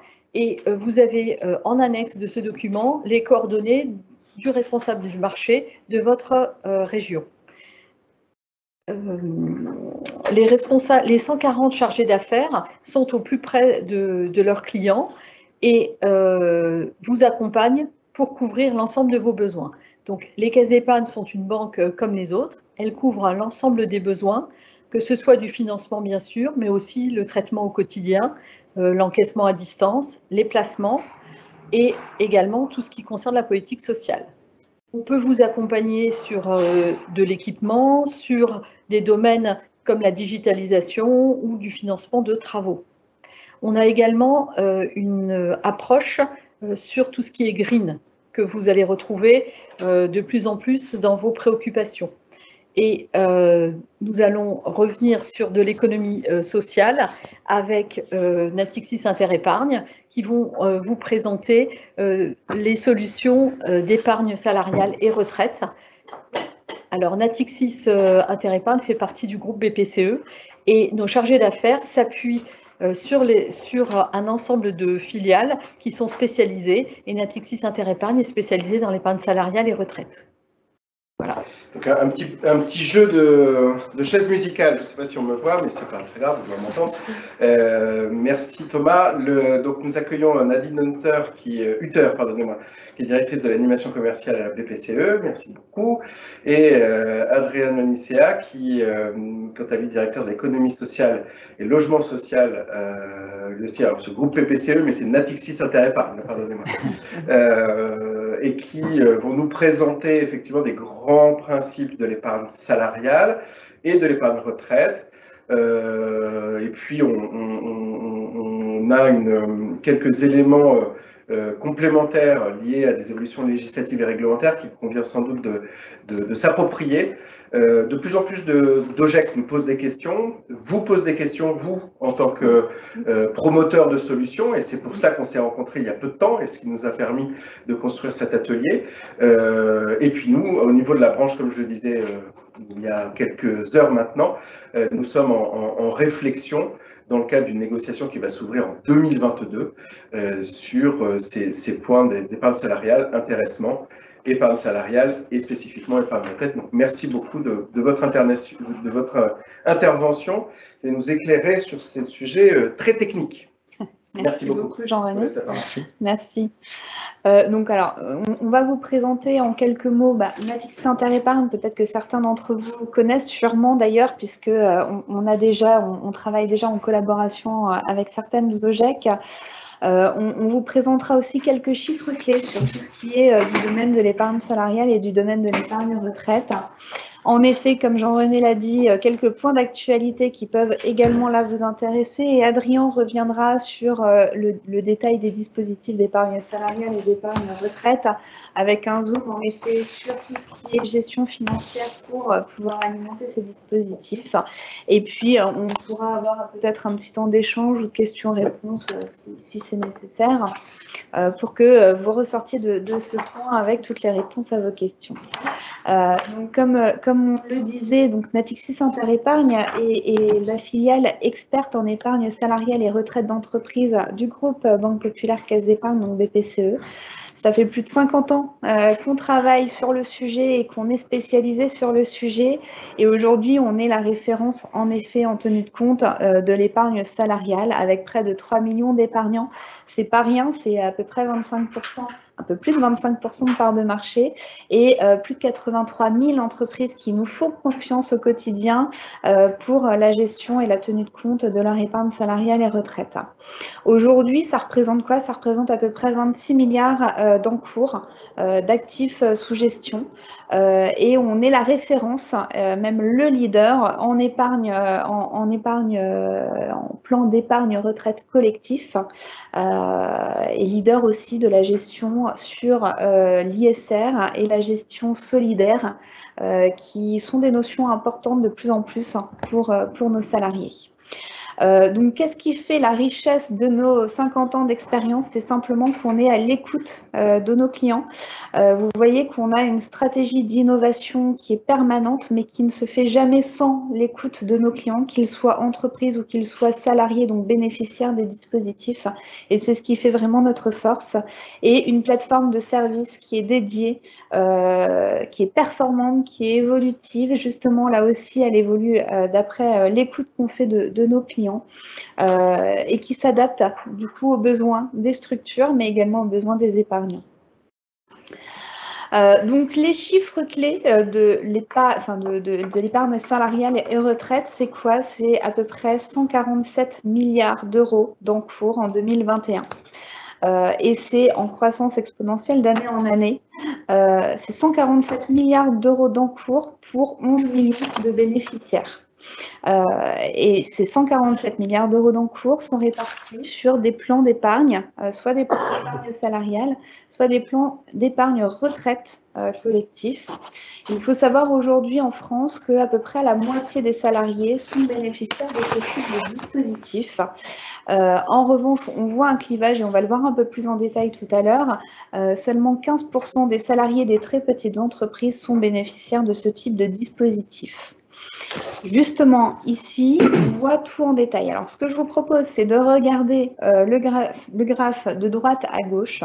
Tout à droite, c'est l'ensemble des entreprises, donc TPE, PME ou très grandes entreprises.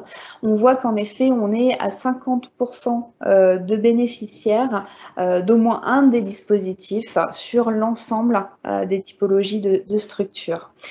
Plus la structure est grande, plus ils en sont bénéficiaires, tout simplement parce qu'au-delà de 50 salariés, une structure a l'obligation de mettre en place des dispositifs de participation.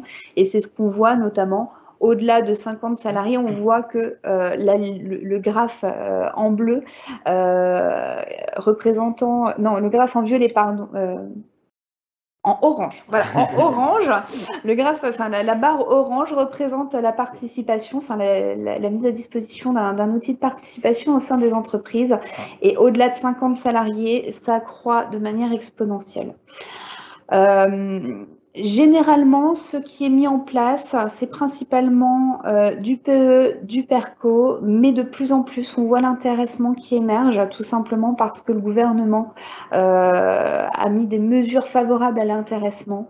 Et pourquoi dans les plus petites structures, il y a moins de salariés bénéficiaires? C'est simplement, et ça on l'a constaté au travers de différentes études qui ont été faites, alors soit par Natixis Interépargne, soit sur la place, c'est par méconnaissance. Ils n'ont pas suffisamment de connaissances de ces dispositifs pour savoir en effet s'il faut en mettre en place, comment les mettre en place.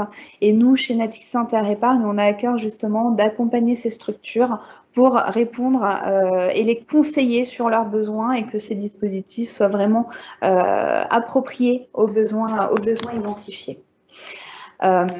Concernant les dispositifs, on voit que dès lors qu'un dispositif est mis en place, il y a près de 60% des salariés qui sont séduits par cette possibilité. Ça ne veut pas dire qu'ils vont le faire, ça veut dire qu'ils sont séduits, ils adhèrent et généralement dans les taux de satisfaction des salariés, l'épargne salariale et l'épargne retraite, c'est ce qui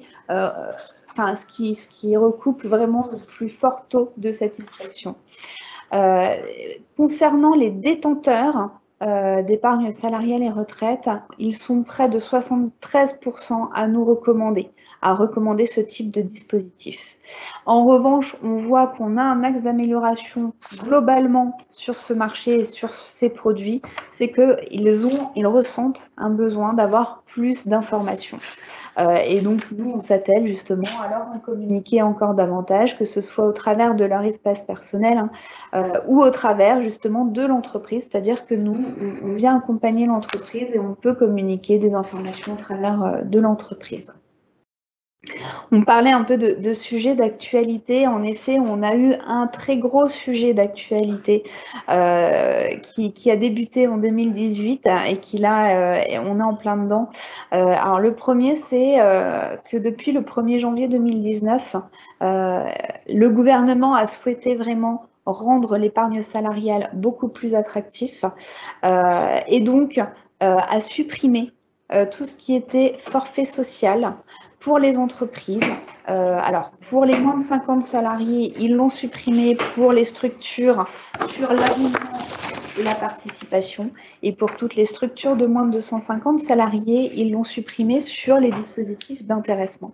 Ça veut dire quoi? Ça veut dire que lorsqu'une structure souhaite verser 100 € à un de ses salariés, si ça rentre dans l'abondement, l'intéressement, la participation, quand il verse 100 €, pour la structure, ça lui coûte 100 €.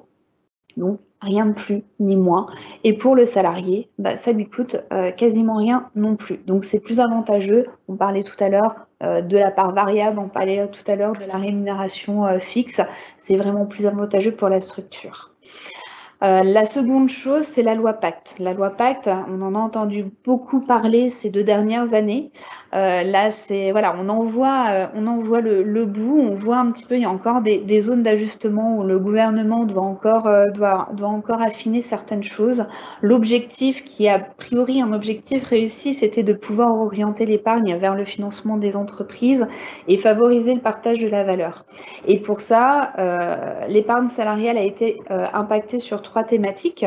La première, c'était justement de pouvoir faire la promotion et la diffusion de l'épargne salariale et notamment au travers justement de la suppression du forfait social. C'était beaucoup plus incitatif pour les structures et ça a remporté un franc succès. Le second, c'était favoriser l'essor de l'épargne retraite en essayant d'homogénéiser tout ce qui pouvait véhiculer justement cette épargne retraite pour les bénéficiaires et plutôt que d'avoir différents produits, essayer d'homogénéiser pour en avoir plus qu'un seul. Et le troisième, c'était le développement de l'actionnariat salarié. Et en effet, donc là, ça passe justement par le financement des entreprises, mais aussi par la motivation et la mobilisation des salariés. Alors, bon, excusez-nous pour cette slide où le titre est un peu de travers. Bon, ce n'est de la faute de personne, c'est un petit problème technique. Donc là, c'est la loi Pacte. En fait, voilà, avant, on pouvait avoir des articles 83. Donc, l'entreprise pouvait cotiser sur des articles 83. On pouvait avoir un contrat Madelin. On pouvait avoir un contrat d'assurance vie pour faire notre capitalisation pour la retraite, la préparation de la retraite. On pouvait avoir un père collectif. Voilà, il y avait beaucoup de supports pour le même objectif qui était la préparation de la retraite. Le gouvernement s'est dit que c'était compliqué, que ça remportait pas peut-être le succès qu'ils escomptaient, et donc ils se sont dit bon, on va essayer d'homogénéiser tout ça. En gros, maintenant, on a l'épargne retraite que l'entreprise peut mettre à disposition de ses salariés avec ou sans son aide, mais c'est l'entreprise qui met à disposition ce support. Et dans ce support, on a tout ce qui est pair collectif et également pair obligatoire avec des fonctionnements similaires, quoique un peu différents quand même quand on regarde un petit peu sur le fond du sujet. Et si l'entreprise ne finance pas du coup l'épargne retraite, ou en tout cas ne met pas à disposition ces dispositifs, moi, salarié, je peux tout de même mettre en place un pair individuel. Et donc là, je capitalise moi-même et je fais moi-même l'effort de mettre en place et d'épargner dessus. L'objectif, c'est que ces trois dispositifs soient harmonieux en termes de fonctionnement, qu'ils aient les mêmes sources d'alimentation, en tout cas possibles, soit en direct, soit par transfert. Mais l'idée, c'est que au cours de la carrière d'un salarié, si au début je n'ai pas de financement par mon entreprise et que j'ai un pair individuel, que demain je change de structure et que ma structure me propose un pair collectif, je puis transférer de l'un à l'autre pour éviter d'avoir plusieurs comptes pour le même objectif. L'inverse est vrai L'inverse est totalement vrai, c'est-à-dire que ça s'adapte vraiment à la situation du salarié, parce qu'aujourd'hui on a des carrières, voilà, qui évoluent, qui peuvent, et toutes les entreprises ne proposent pas les mêmes avantages sociaux. Donc là, c'est vraiment, on s'adapte à la situation de la personne. L'objectif, c'est que la personne, le salarié, ait qu'un seul et même support pour englober toute son épargne retraite. Et en termes d'actualité, on a un dernier point qui a été voté là très récemment. C'était justement simplifier la mise en place des accords d'intéressement, des dispositifs d'intéressement, puisque c'est vrai que ça semblait être quelque chose de compliqué, surtout pour les petites structures, qui généralement dans les petites structures, c'est le dirigeant qui fait tout. Hein. Il est directeur financier, il est directeur des ressources humaines, il fait tout, il n'a pas forcément le temps de faire voilà, de passer beaucoup de temps sur la compréhension d'un dispositif et surtout la négociation de la mise en place d'un dispositif. Là, l'objectif du gouvernement, c'était encore de démocratiser l'intéressement qui vise justement à motiver, à partager la valeur générée par les salariés au sein de l'entreprise et de les impliquer justement dans l'atteinte de certains niveaux de performance. Et donc là, les petites structures, toutes les structures ont la possibilité de mettre en place des accords d'intéressement d'une durée d'1 à 3 ans qui sont renouvelables par tacite reconduction ou pas. Et puis surtout, pour les petites structures de moins de 10 salariés, la mise en place peut se faire par décision unilatérale de l'employeur. Et ça, c'est très facilitant pour un dirigeant d'entreprise d'une petite structure. Alors, en effet, je rebondis et je vais laisser la parole à Adrien, mais c'est vrai qu'on entendait parler tout à l'heure, Valérie, pour les négociations des CS, au niveau du CSE, on entendait parler Gabriel sur les dispositifs variables. Alors, nous, il faut savoir qu'en effet, ce que Adrien va vous présenter, c'est un des rares dispositifs qui généralement fait l'unanimité du CSE parce que c'est vraiment un avantage, sans avoir les inconvénients de la rémunération fixe ou variable, puisque c'est quelque chose qui est modulable en fonction du budget que vous aurez à allouer et surtout dans lequel vous pourrez impliquer vos salariés dans la performance de la structure. Donc quelque chose de variable mais qui s'adapte à vos contraintes. faites bien La transition. Au nom du Père, du Fisc et du Saint-Esprit. C'est ça. Bravo. Bien, merci Nadine. Donc je reprends la main. Donc je vais continuer par vous présenter les dispositifs d'épargne salariale et de retraite. Donc ces dispositifs, quels sont-ils? On va le voir ensemble. Qui a le droit d'en bénéficier? Et comment se mettent-ils en place? Eh bien, ces dispositifs d'épargne salariale et retraite, ça va être donc des dispositifs déjà qui vont permettre aux salariés de vos structures de se constituer une épargne à moyen terme à travers donc, le plan d'épargne entreprise, puisque la durée de blocage est de 5 ans sur un plan d'épargne entreprise. Et le deuxième point, la deuxième enveloppe, c'est un dispositif d'épargne retraite, comme l'a évoqué Nadine, à travers le plan d'épargne retraite collectif en épargne salariale, qui, comme son nom l'indique, va permettre aux salariés de se constituer une épargne retraite par capitalisation, qui va venir compléter la retraite de base CNAV, obligatoire, et complémentaire ARCO-AGIRC. Voilà, donc c'est un supplément de retraite pour les salariés. Donc il y a bien deux enveloppes, une enveloppe fiscale à moyen terme et une enveloppe fiscale à long terme, nous y reviendrons. Quels sont les bénéficiaires de ces dispositifs? Donc si mon employeur a mis en place un plan d'épargne entreprise ou un plan d'épargne retraite collectif, je vais pouvoir en tant que salarié en bénéficier à partir du moment où je suis en CDI, CDD, temps plein, temps partiel ou en apprentissage. La seule condition et la seule condition sine qua non, c'est de justifier d'une ancienneté de 3 mois. Donc, si j'ai 3 mois d'ancienneté, je suis bénéficiaire. Nous le verrons, il y a certains dispositifs sur lesquels je vais être automatiquement bénéficiaire et d'autres sur lesquels je devrais être proactif, faire un choix ou non de participer à ces systèmes. Enfin, la mise en place, elle va dépendre effectivement du mode de représentativité dans l'entreprise, à savoir est-ce que j'ai ou non des partenaires sociaux.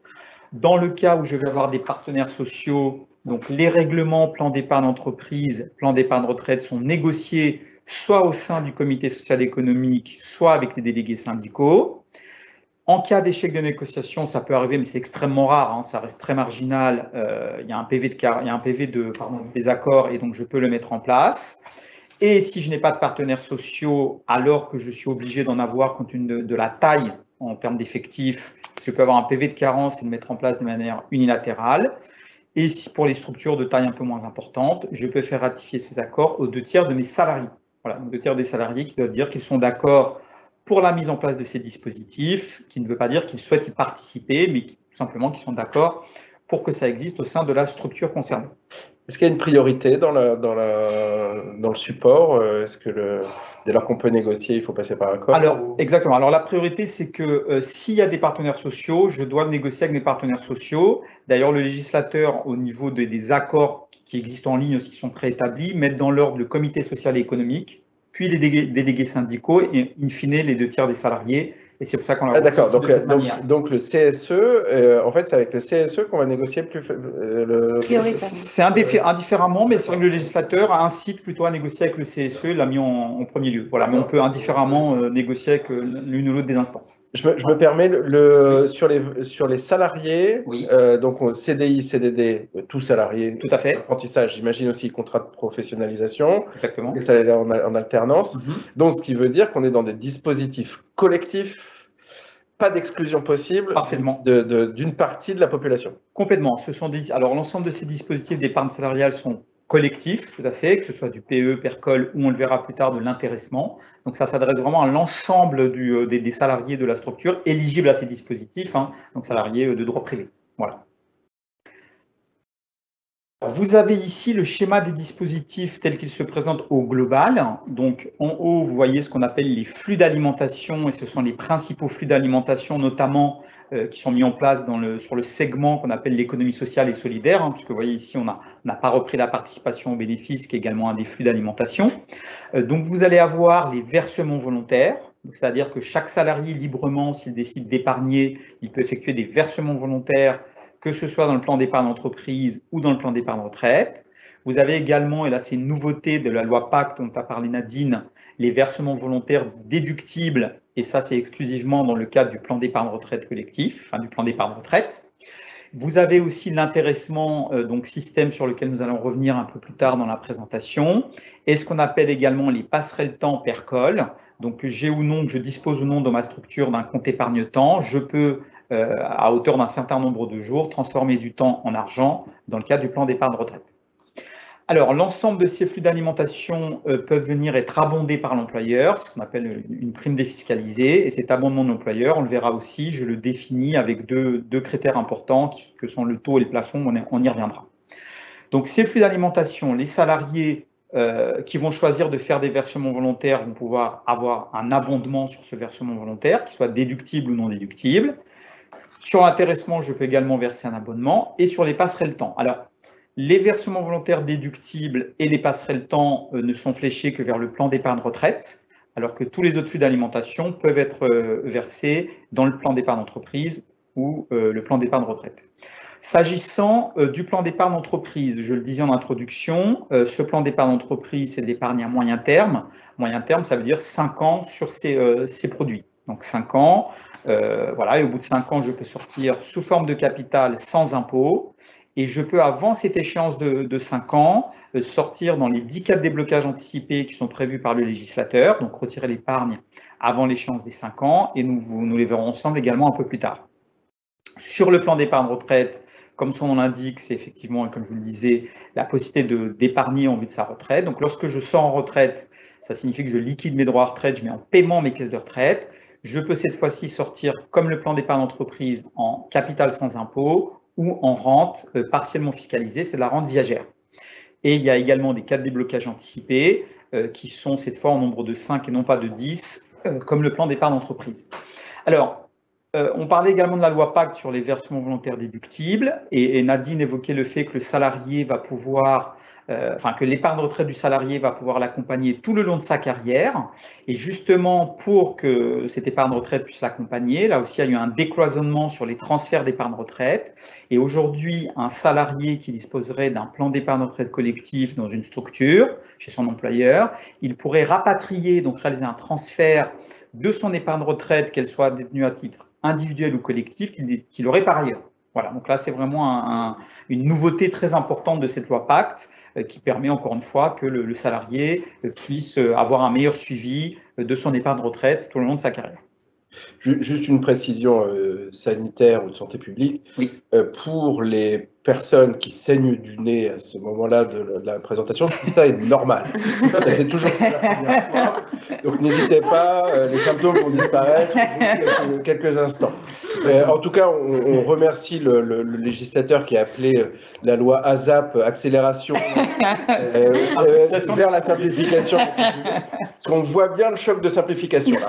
Non, mais au-delà de ça, on voit bien qu'on a un réceptacle avec une démarche collective. Complètement. Épargne court terme, épargne long terme, collectif, voilà. Et des sources d'alimentation qui sont différents, qui peuvent être individuels ou collectifs. Tout à fait. Par contre, innovation, moi je ne savais pas qu'on pouvait abonder sur l'intéressement. Je pense que vous allez en reparler tout à l'heure. On peut abonder sur l'intéressement. Voilà. Alors, compris, Jean. Parce que, oui, Donc, je poursuis. Alors, là, c'est un petit zoom sur les versements volontaires déductibles. Donc, les versements volontaires déductibles, c'est une nouvelle possibilité offerte par la loi Pacte. Et donc, il y a un double bénéfice concernant ces versements volontaires déductibles. Je vais pouvoir réaliser immédiatement une économie grâce à la défiscalisation offerte par ce système et me garantir un revenu complémentaire à la retraite. Alors, naturellement, il y a des plafonds. Je peux verser grosso modo jusqu'à 10% de mon revenu N-1. Donc, j'ai déclaré 30 000 net l'année dernière, je peux verser cette année 3 000. Voilà. Et il y a des déductions, c'est-à-dire si j'ai un abonnement dans le plan d'épargne retraite que nous venons de voir, si j'ai des jours de repos comptés par le temps que j'ai transféré, ça vient en déduction de cette enveloppe. Donc, admettons, j'ai eu 1 500 € d'abonnement et je pouvais verser 3 000 cette année, en fait, sur le plan d'épargne retraite, j'entends. Et bien, cette année, en fait, le delta, je pourrais verser que 1 500 €. Voilà. À côté de ça, vous avez également la possibilité de récupérer 3 années précédentes sur lesquelles vous n'auriez pas profité de cette enveloppe. Donc, grosso modo, chaque salarié a de toute façon une marge de manœuvre assez importante sur ces enveloppes de retraite et tout un chacun peut consulter son enveloppe de retraite sur sa déclaration d'impôt, puisque c'est repris en dernier feuillet de la déclaration d'impôt et généralement, tout le monde a vraiment des marges de manœuvre sur ces versements volontaires déductibles. Alors, l'abondement. Donc, l'abondement, c'est bien donc une prime défiscalisée versé dans un cadre social et fiscal intéressant, puisque donc cet abonnement, on le verra, il n'a pas de charge, pas d'impôt, mais on le verra avec des tableaux un peu plus tard. Donc c'est une aide financière qui est versée par l'employeur. L'employeur peut décider donc de verser cette aide, que ce soit, on l'a dit, sur l'intéressement, sur les versements volontaires, sur les passerelles temps par exemple. Le fonctionnement, il faut donc mettre en place à la fois un taux d'abonnement et un plafond d'abonnement. Donc le taux d'abonnement, c'est quoi? Donc c'est un pourcentage qui va indiquer à l'épargnant de quel montant il va pouvoir bénéficier en fonction de son versement, de quel abonnement. Donc ça va de 0 à 300%, un exemple simple, 100%, plafonné par exemple à 1 000 €. Ça sous-entend qu'un salarié qui va verser 1 000 €, il va bénéficier de ces 1 000 €. Celui qui verse 100, il aura 100. Celui qui verse 10 000 €, il aura 1 000 €. Et c'est bien l'intérêt de mettre en place le deuxième élément qui est le plafond. Donc le taux d'abonnement, lui, va venir inciter fortement ou non les salariés à verser, rendre ou non le dispositif très attractif. Et le deuxième élément qui est le plafond à fixer, à déterminer sur le contrat, va permettre de sécuriser l'employeur. Il sait qu'il aura une enveloppe globale attribuée en année N qu'il ne va pas dépasser. Voilà. C'est un abonnement individuel. Il n'y a pas d'abonnement collectif, c'est-à-dire un plafond maximum de distribution. Tout à fait, sur l'abonnement. Alors, donc c'est un système collectif, mais avec un abonnement individuel par bénéficiaire. On va prendre un exemple, une structure de 10 salariés. Si j'ai un abonnement global que je peux consacrer de 10 000 €, donc ça fait 1 000 € par salarié. Si on n'a que 5 qui ont récupéré l'abonnement, les 5 autres 1 000 € ne sont pas pris, ne sont pas utilisés. Donc voilà. on a un plafonnement, enfin, on a une vision d'un abonnement maximum. Exactement. Au cas où les salariés versaient le maximum de versements initiales et qui engendrerait un abonnement maxi lui-même. Tout à fait. Les employeurs sur le terrain nous disent clairement que c'est rare qu'ils arrivent à utiliser toute l'enveloppe, puisque c'est très rare, vous avez quand même 100% de bénéficiaires qui versent et qui en profitent. Voilà. D'ailleurs, la règle en moyenne, sur l'intéressement, vous avez 1 sur 2 sur l'intéressement. Et ce qui va structurellement faire qu'il y ait beaucoup de participants, c'est ce taux d'abonnement. Je reprends mon exemple de 100%. Si par exemple mes 1 000 € d'abonnement, on me dit tu as un taux d'abonnement de 300% plafonné à 1 000 €, il me suffit de verser 335 € pour bénéficier des 1 000 €. Si on me dit tu as un taux d'abonnement de 25% pour avoir les 1 000 €, je dois verser 4 000 € pour avoir les 1 000 €. Donc là, forcément, ça va être plus compliqué pour tout un chacun de verser 4 000 pour avoir 1 000 que de verser 335 pour avoir 1 000 €. C'est le point vraiment important. C'est là où un diagnostic des populations, de la population moyenne, etc. est nécessaire pour imaginer les possibilités contributives, ce qui n'est jamais d'ailleurs. On le sait qu'à la fin de l'année. Mais c'est vraiment ce point qui est très, très important. Voilà. Est-ce que, donc il n'y a pas de règle en la matière sur le rapport plafonnement ce qui se fait généralement, ce qu'on constate, c'est 100% d'abonnement. 100%. Pourquoi? Parce qu'il y a une lisibilité. Ouais. Je te donne un, tu me donnes un, c'est simple à comprendre. Voilà.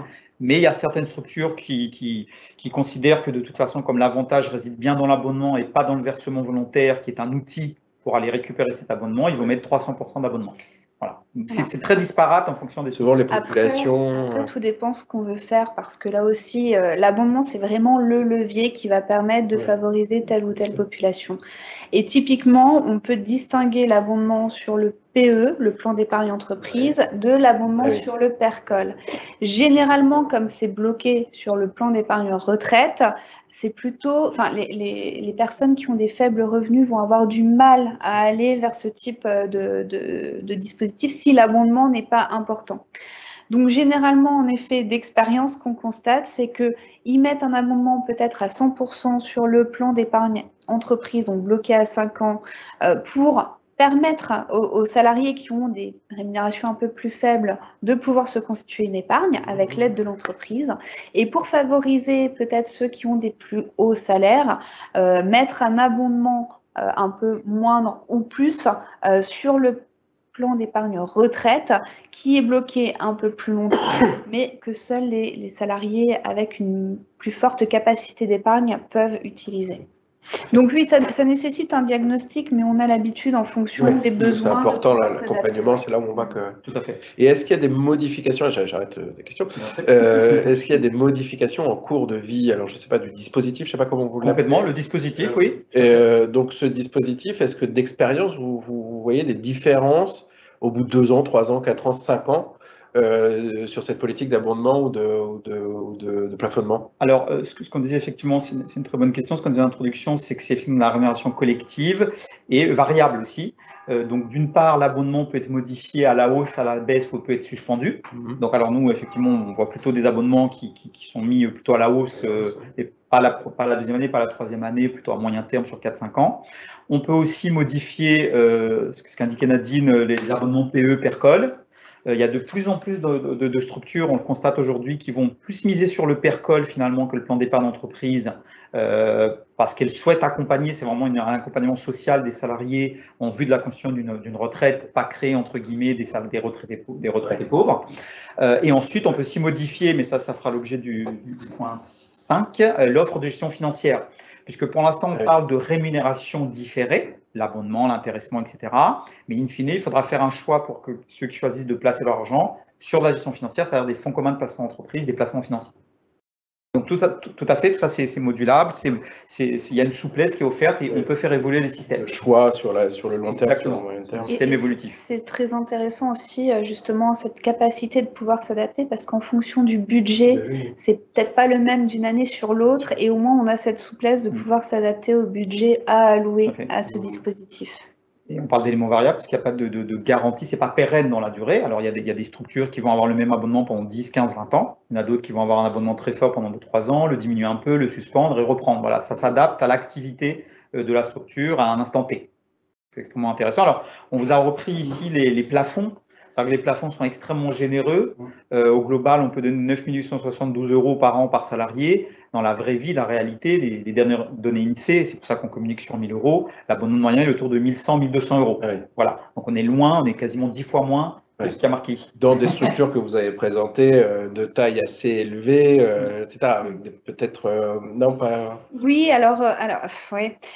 Dans les grosses structures, c'est plutôt ça la moyenne. Après, c'est vrai que sur les toutes petites structures, le dirigeant a bien compris son intérêt et le met au plafond aussi pour se constituer sa propre retraite. Voilà. Donc, c'est assez variable, ça dépend vraiment des besoins.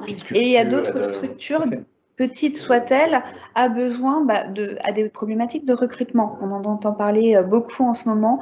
Ils ont des problèmes pour recruter des gens et cette partie fait partie des négociations complètement au moment du recrutement et donc sont par la force des choses obligés de proposer des avantages sociaux dont fait partie l'épargne salariale. Mais vous avez parfaitement raison. Nadine évoquait l'effectif pour la mise en place de ces dispositifs. Plus je suis une entreprise de taille importante, plus je vais les mettre en place. Ça vaut aussi pour l'abonnement, comme vous le disiez.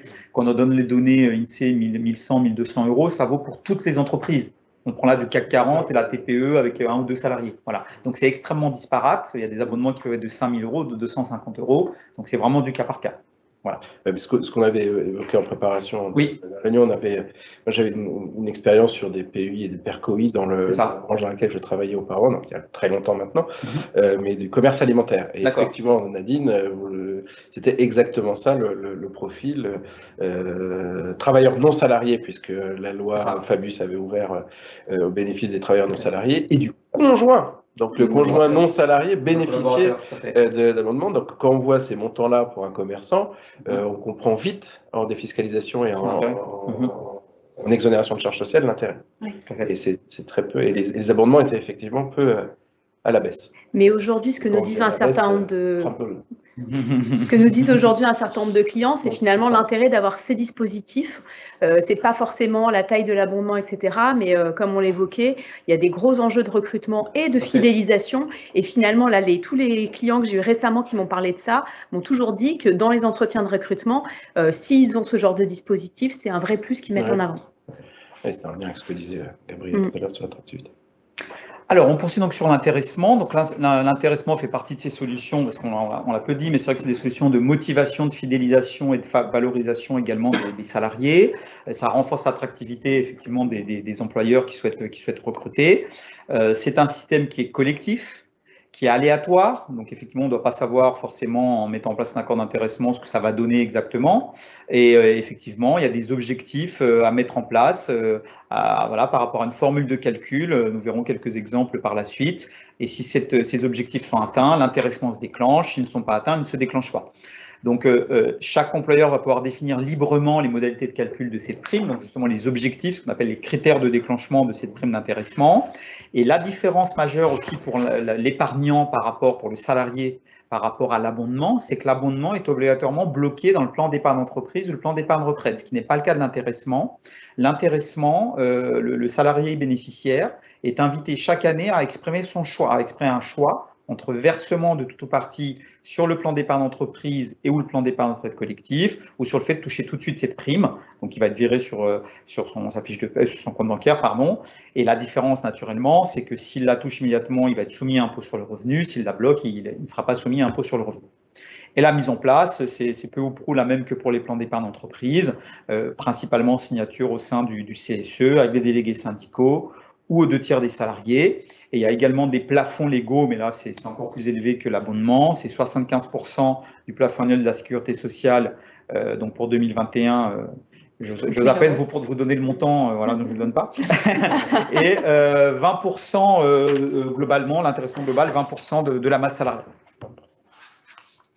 Alors, quelques critères d'intéressement, de déclenchement qu'on a souhaité vous présenter aujourd'hui. On ne rentrera pas naturellement aujourd'hui dans le détail. Donc, ça, c'est ce qu'on a vu un peu sur le terrain qui se pratiquait. Donc, diminution de X% du coût de fonctionnement, ça va être un critère de déclenchement de la prime. Atteinte d'un seuil de capacité d'autofinancement, ce qu'on appelle la CAF. Dépassement d'un seuil de satisfaction des élèves, des parents d'élèves, c'est des questionnaires qui sont mis en place. Un objectif également en termes de résultats scolaires, hein, ça peut aussi être un des critères de déclenchement. Diminution d'absentéisme de X%. Croissance du nombre d'élèves, mais effectivement, il y a la partie élèves financés, donc ça, c'est quelque chose d'important, ou qui ne sont pas financés. Donc ça dépend, là aussi, c'est du cas par cas. Et d'autres critères librement choisis. C'est l'intérêt de l'intéressement, c'est qu'il n'y a pas de règles de base définies comme, par exemple, pour la participation aux bénéfices. Chaque employeur peut mettre en place des critères qui lui sont propres et qui va lui servir à motiver les salariés et à faire que son activité se porte bien et progresse dans le temps. Et ça, juste pour information, ce sont des critères qui sont constatés au sein de contrats qu'on a pu voir auprès d'OGEC existantes et qui travaillent avec nous depuis quelques mois ou quelques années sur le traitement de leur intéressement. Donc ça, c'est vraiment des critères qui doivent vous parler pour vous, pour motiver et impliquer les salariés dans les réussites de l'entre-deux. Diapositive essentielle s'il en est. Alors, toutes le sont, hein, mais celle-ci, c'était la question centrale pour la mise en place de ce genre de dispositif pour des salariés dont la grande majorité ont des rémunérations basses en raison notamment du recours au temps partiel très élevé dans nos établissements. Et donc, la question de l'alimentation est donc centrale parce qu'on n'a pas de capacité de verser volontairement. Donc, logique d'intéressement devient... hormis ce que vous allez dire tout à l'heure sur la transformation du temps en argent, pardon. Et par contre, comment on prend une bonne formule d'intéressement, ça, on se heurte souvent, nous, lorsqu'on est questionné à cette question. Donc, peut-être ça va être un des sujets centraux dans l'instruction du dossier en termes de négociation. Exactement. Alors, les avantages sociaux pour l'employeur, c'est que ces éléments de rémunération, et c'est aussi pour ça qu'ils rencontrent un succès important, sont exonérés de charges patronales, sont exonérés également de forfait social en fonction de la taille de la structure. Pour une structure qui compte moins de 50 salariés, donc ce que disait Nadine, je donne 1 000 €, ça me coûte 1 000 €, il n'y a pas de charge patronale, il n'y a pas non plus de forfait social. À partir de 50 salariés sur l'abondement ou la participation, même si on n'est pas concerné, je vais avoir un forfait social, donc une taxe sur l'épargne salariale de 20% sur le plan d'épargne d'entreprise, de 16% sur le plan d'épargne retraite. Et l'intéressement, là, c'est très favorable, parce que jusqu'à 250 salariés, jusqu'à 249, pardon, je ne suis pas non plus soumis au forfait social. Voilà. Donc, c'est un avantage pour l'employeur, c'est le nerf de la guerre, hein, les charges patronales, le forfait social. Et c'est pour ça que ces outils de rémunération collective se développent amplement. Le forfait social qui est à 20%. Hein. Qui est à 20%. On s'est étonné de la baisse du recours au dispositif quand le forfait social est à 20%. Exactement. C'est pas neutre. Alors, ensuite, pour les salariés, donc les salariés, premier point, c'est que là, on augmente leur rémunération. D'accord, même si elle est différée, en tout cas, elle augmente à travers l'intéressement, qui peut d'ailleurs ne pas être différé, parce que c'est versé, c'est d'une année sur l'autre. Donc ça, c'est le point important avec l'intéressement, l'abondement, le transfert des jours de repos non pris, ça c'est pour la retraite. Sur l'abondement, l'intéressement, il ne paye pas de charges salariales, contrairement à la fiche de paye, hors CSG-CRDS à hauteur de 9,7%. Sur l'abondement, il n'y a également pas d'impôt sur le revenu, puisque c'est bloqué pendant 5 ans jusqu'à la retraite. Et par contre, sur l'intéressement, comme je le disais, s'il y a un versement sur le PE ou PERCOL, donc il n'y a pas d'impôt sur le revenu. Par contre, si le salarié touche immédiatement, il doit déclarer sa prime d'intéressement, sa quote-part d'intéressement au titre d'un revenu imposable. Voilà. Donc ça aussi, c'est un élément important. Et ensuite, on a parlé déjà de la déductibilité des versements volontaires dans le plan d'épargne retraite. Alors, les cas de déblocage anticipé pour les salariés qui auraient choisi de verser dans le plan d'épargne entreprise, donc ils sont au nombre de 10, l'acquisition de la résidence principale, le mariage ou la conclusion d'un PACS, naissance ou arrivée au foyer du 3e enfant. Vous avez ensuite la rupture du contrat de travail également, le divorce, la séparation, la dissolution du PACS avec la garde d'au moins un enfant, le surendettement de l'épargnant. Il y a 2 cas de force majeure, invalidité, décès, et une nouveauté de l'année dernière, de mai 2020, qui sont les violences conjugales. S'agissant cette fois-ci du plan d'épargne retraite, je peux également débloquer pour la résidence principale. Et ensuite, ce sont les mêmes cas que pour le plan d'épargne entreprise, surendettement, invalidité, décès. J'ai un cas qui n'existe pas, qui est l'expiration des droits à l'assurance chômage. Et un cas qui ne concerne pas les salariés, c'est également la liquidation judiciaire pour un travailleur non salarié, un gérant de société. Voilà. Donc là, voilà, dans tous ces cas, qui sont des cas de déblocage anticipé, l'épargnant peut débloquer son épargne salariale, son épargne retraite avant l'échéance initiale des contrats, donc 5 ans ou jusqu'à la retraite. Donc voilà pour les explications sur ce type de dispositif. Alors on a mis en annexe le compte épargne-temps PERCOL. Je peux en dire 2 mots. Hein. On peut transférer effectivement à hauteur de 10 jours par an par bénéficiaire ces jours de repos non pris dans le plan d'épargne retraite. Donc, je transforme du temps en argent, voilà, et ça me permet de me préparer une retraite par capitalisation. Et chaque salarié a le choix, là aussi, de le faire ou non, voilà, en fonction de ce qu'il souhaite faire. S'il souhaite épargner, s'il n'a pas besoin de prendre tous ses jours, s'il a des jours en stock, il peut les transférer dans le plan d'épargne retraite à travers ses passerelles le temps, plan d'épargne retraite. Donc, 10 jours. C'est un plafond. Plafond, tout à fait. Donc fixé par ou accord collectif ou. En fait, c'est écrit noir sur blanc dans le plan d'épargne retraite. On met noir sur blanc tous les flux d'alimentation, versement volontaire, intéressement et également les passerelles temps. Ok, et donc 10 jours, on ne touche pas aux 4 semaines de congés payés, aux 5 semaines, oui, c'est ça? C'est au-delà de la 5e semaine de congés payés, les RTT, les jours conventionnels, les jours tout autre jour de récupération, etc. Ce qui nécessite quand même une gestion de ces jours, peut-être un peu complexe comme ça a priori, mais j'ai des a priori sur le sujet. Donc, alors, aujourd'hui, tous les utilisateurs ne nous ont pas spécifiquement parlé de fait que ce soit complexe, mais en fait, effectivement, l'employeur reste maître de la gestion de ses jours de repos. Par exemple, s'il a un compte épargne-temps, il reste maître de la gestion de son compte épargne-temps, de la valorisation des jours. Et on intervient uniquement pour interroger, par exemple, les salariés qui ont des jours en stock dans le compte épargne-temps. Imaginons, il y a 50 salariés, on va les interroger. Sur 50 salariés, il y en a 10 qui vont dire « oui, je veux transférer ». Eh bien, c'est nous qui les interrogeons. Et c'est nous ensuite qui procédons au versement des jours dans le plan d'épargne retraite. Voilà. Et en fait, l'employeur a un stock de jours, et donc sur demande du salarié, exactement, verse l'équivalent de la rémunération à une date qui est Lorsqu'il y a la campagne d'interrogation, c'est 1 à 2 fois par an cette campagne d'interrogation. Souvent, c'est en fin d'année. Et quand on stocke sur le compte épargne-temps, la valorisation de la journée, par exemple, de l'heure. Oui, de la journée, c'est réévalué chaque année. Réévalué chaque année. Tout à fait. C'est pour ça qu'on y a un compte épargne-temps, c'est ce qu'on appelle donc un passif social. C'est une dette vis-à-vis des salariés qui fait que plus le compte épargne-temps est alimenté, plus ce passif social est important. Et c'est aussi une solution de motivation finalisation, mais également du dégonflement de ce passif social, de cette dette vis-à-vis du salarié. Lorsqu'on bascule. Lorsqu'on bascule en plan d'épargne retraite, tout à fait. Et dans le plan épargne retraite, par contre, donc là, ça se transforme en argent. Tout à fait. Donc on rentre dans une logique de versement financier normal. Exactement. Et je vais avoir les mêmes supports de placement et je vais avoir les mêmes modes de sortie que pour de l'abondement, de l'intéressement. Voilà. Vous nous dites que pas de problématique de gestion. Et puis, je pense que ça correspond bien aussi à des petites structures qui n'auraient pas de solution de compte épargne-temps, or qui auraient des problématiques de salariés qui ne prennent pas leurs jours. Parfois, ce n'est pas des énormes problématiques. problématique, mais même 1 ou 2 jours dans l'année, plutôt que de les perdre ou d'être en tension sur une période de l'année. Voilà, cette possibilité de transférer, de transformer ces jours non pris en argent. Exactement. Et ça répond aussi à une troisième problématique, c'est aux salariés qui ont des faibles rémunérations, qui ont une faible capacité d'effort d'épargne, plutôt que de prendre 100 € dans son budget pour le positionner sur un plan d'épargne, ils vont se dire peut-être je ne vais pas prendre un jour de repos là, par contre je vais le capitaliser, le transférer sur mon plan d'épargne retraite pour capitaliser sur ma retraite sans avoir d'effort d'épargne à faire. Et possibilité, j'ai vérifié, d'abondement, encore une fois, sur les jours. Parfaitement. Je peux également abonder les jours de repos non pris via cette passerelle. Tout à fait. Tout à fait. Ça, c'est des axes, ce que vous disiez, c'est des axes de réflexion essentiels. Exactement.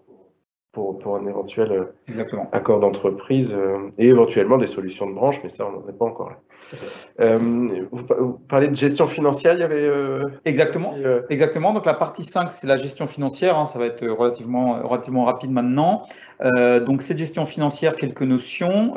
Aujourd'hui, l'autorité des marchés financiers, depuis déjà un certain temps, pour avoir là aussi de la lisibilité pour les salariés qui puissent comparer notamment auprès de tous les gestionnaires d'épargne salariale, d'épargne retraite. Il y a une classification des placements proposés sur ce qu'on appelle une échelle de risque et de rendement qui va de 1 à 7. Donc cette échelle de risque et de rendement qui va de 1 à 7, plus je suis à 1 et plus le placement, le rendement espéré est faible, mais plus aussi la volatilité du placement est faible, c'est-à-dire la fluctuation à la hausse et à la baisse. Et on disait traditionnellement également le risque de perte en capital est faible. Ce qui se passe depuis quelques années, et c'est extrêmement connu maintenant et indiqué dans cette information est connue et indiquée dans les médias, c'est que les fonds monétaires sont structurellement en rendement négatif depuis plus de 5 ans. Donc aujourd'hui, quand je vais sur un fonds monétaire, je sais que je vais avoir un rendement négatif, ce qui fait que les épargnants ont beaucoup arbitré sur passer du monétaire vers d'autres placements, sur des obligations, des fonds notamment diversifiés, mix diversifié, mais aussi, pourquoi pas, des fonds actions. Et donc, justement, vous avez ici toutes les classes d'actifs qui sont reprises. Les grandes classes d'actifs, c'est le monétaire, l'obligataire, l'action. On a des fonds diversifiés et aussi des fonds solidaires. Naturellement, on a des fonds solidaires, plusieurs fonds solidaires. Et donc, c'est le salarié là qui va exprimer son choix en termes de placement. On va l'accompagner pour ça. Il aura un questionnaire qui va lui être posé lorsqu'il va exprimer ses choix de placement. Et on va déterminer un profil épargnant pour le salarié. C'est traditionnellement prudent, équilibré, dynamique. Il va avoir également le rendement depuis la création des placements. Pour parler du fonds solidaire, on a un des fonds solidaires qui existe depuis 1969. Donc là, il a un historique de rendement extrêmement intéressant. Voilà, il est accompagné par des fiches produits et on a une plateforme téléphonique aussi. Par exemple, s'il passe avec nous, il est accompagné. Vous avez ici, alors je ne sais pas comment ça apparaît. Ouais, ça n'a pas l'air très lisible, ce graphique. Voilà, mais c'est un peu ce que j'étais en train de vous dire sur ce classement de 1 à 7. Voilà, là c'est le nom de nos placements. C'est des placements qu'on retrouve en annexe. Qui sont investissements socialement responsables. Voilà, on a toutes les classes d'actifs qui sont représentées, tous les niveaux de risque et de rendement. Et donc on ambitionne que ça puisse répondre à l'ensemble des épargnants, tous les profils épargnants, prudents, équilibrés ou dynamiques. Okay.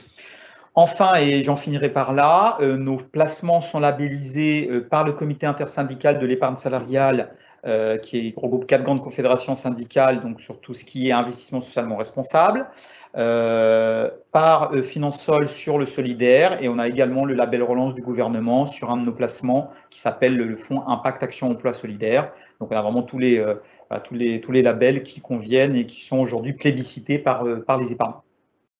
Et en plus, ce qui n'est pas sur la slide, parce que c'est tout nouveau, on a eu la récompense des corbeilles, 2 récompenses pour notre gestion long terme et notre gestion avec Mirova. Bravo pour la corbeille. Je n'ai pas trop dépassé du coup là. Je suis étonné moi par la finance solidaire, c'est une notion qui pour moi est un peu complexe. Mais en fait, c'est un peu oxymorique, c'est un peu comme les poissons volants. Alors, pas du tout. Ça existe, mais ça ne constitue pas la majorité de l'espèce. Alors, tout est relatif, hein, mais ce qu'il faut quand même souligner, et je pense qu'ici l'enseignement catholique sera attaché à ces sujets, c'est que justement, c'est souvent les congrégations religieuses, dans les années 70 et 80, qui se sont rendues compte qu'elles avaient beaucoup d'épargne et qui ont commencé à s'intéresser à où est-ce qu'elles allaient placer leur argent, en se posant un peu de questions sur le sens d'investir dans certains domaines d'activité ou dans les énergies carbonées, même si déjà à l'époque, elles se posaient ces questions. Et du coup, le groupe, qui n'existait pas encore, mais on a beaucoup d'acteurs acteurs du groupe qui ont été extrêmement précurseurs sur ces sujets. Je vous en ai parlé au début, c'est totalement en résonance avec l'identité des caisses d'épargne, mais clairement, aujourd'hui, ce qu'il faut voir, c'est que les salariés qui ont la possibilité de mobiliser leur épargne salariale, ils peuvent investir dans ces fonds et ces fonds, derrière, réinvestissent l'argent pour des acteurs. Alors, je pense notamment à la Fondation Habitat Humanisme, qui fait du logement social d'insertion et qui a été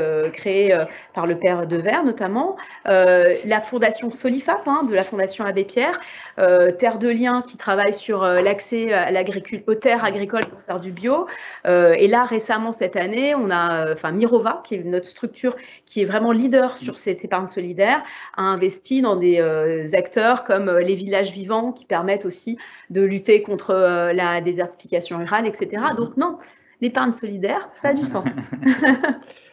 Marianne, pardonnez-moi, est-ce que vous pouvez aller chercher Gabriel? Merci beaucoup. Merci beaucoup, monsieur. Je commence par monsieur. C'est pas par politesse, c'est par ni revendication. Mais merci beaucoup. On est moins nombreux. Merci, mesdames. Merci beaucoup pour ces éclairages techniques et vous avez su passer. Je crois, des sujets très techniques et bravo pour ça parce que vous avez donné un petit peu d'âme aussi et de sens à votre propos. Merci. On se retrouve sur ça. Et puis, bien, écoutez, encore merci et à très bientôt. À très bientôt. Avec plaisir. Merci beaucoup. On va peut-être couper une minute le temps ou alors on laisse comme ça peut-être couper le son et vous allez voir un peu les chaises musicales. Donc on va appeler Gabriel Bardinet et Aurélia de Saint-Exupéry pour la conclusion. Je ne sais pas si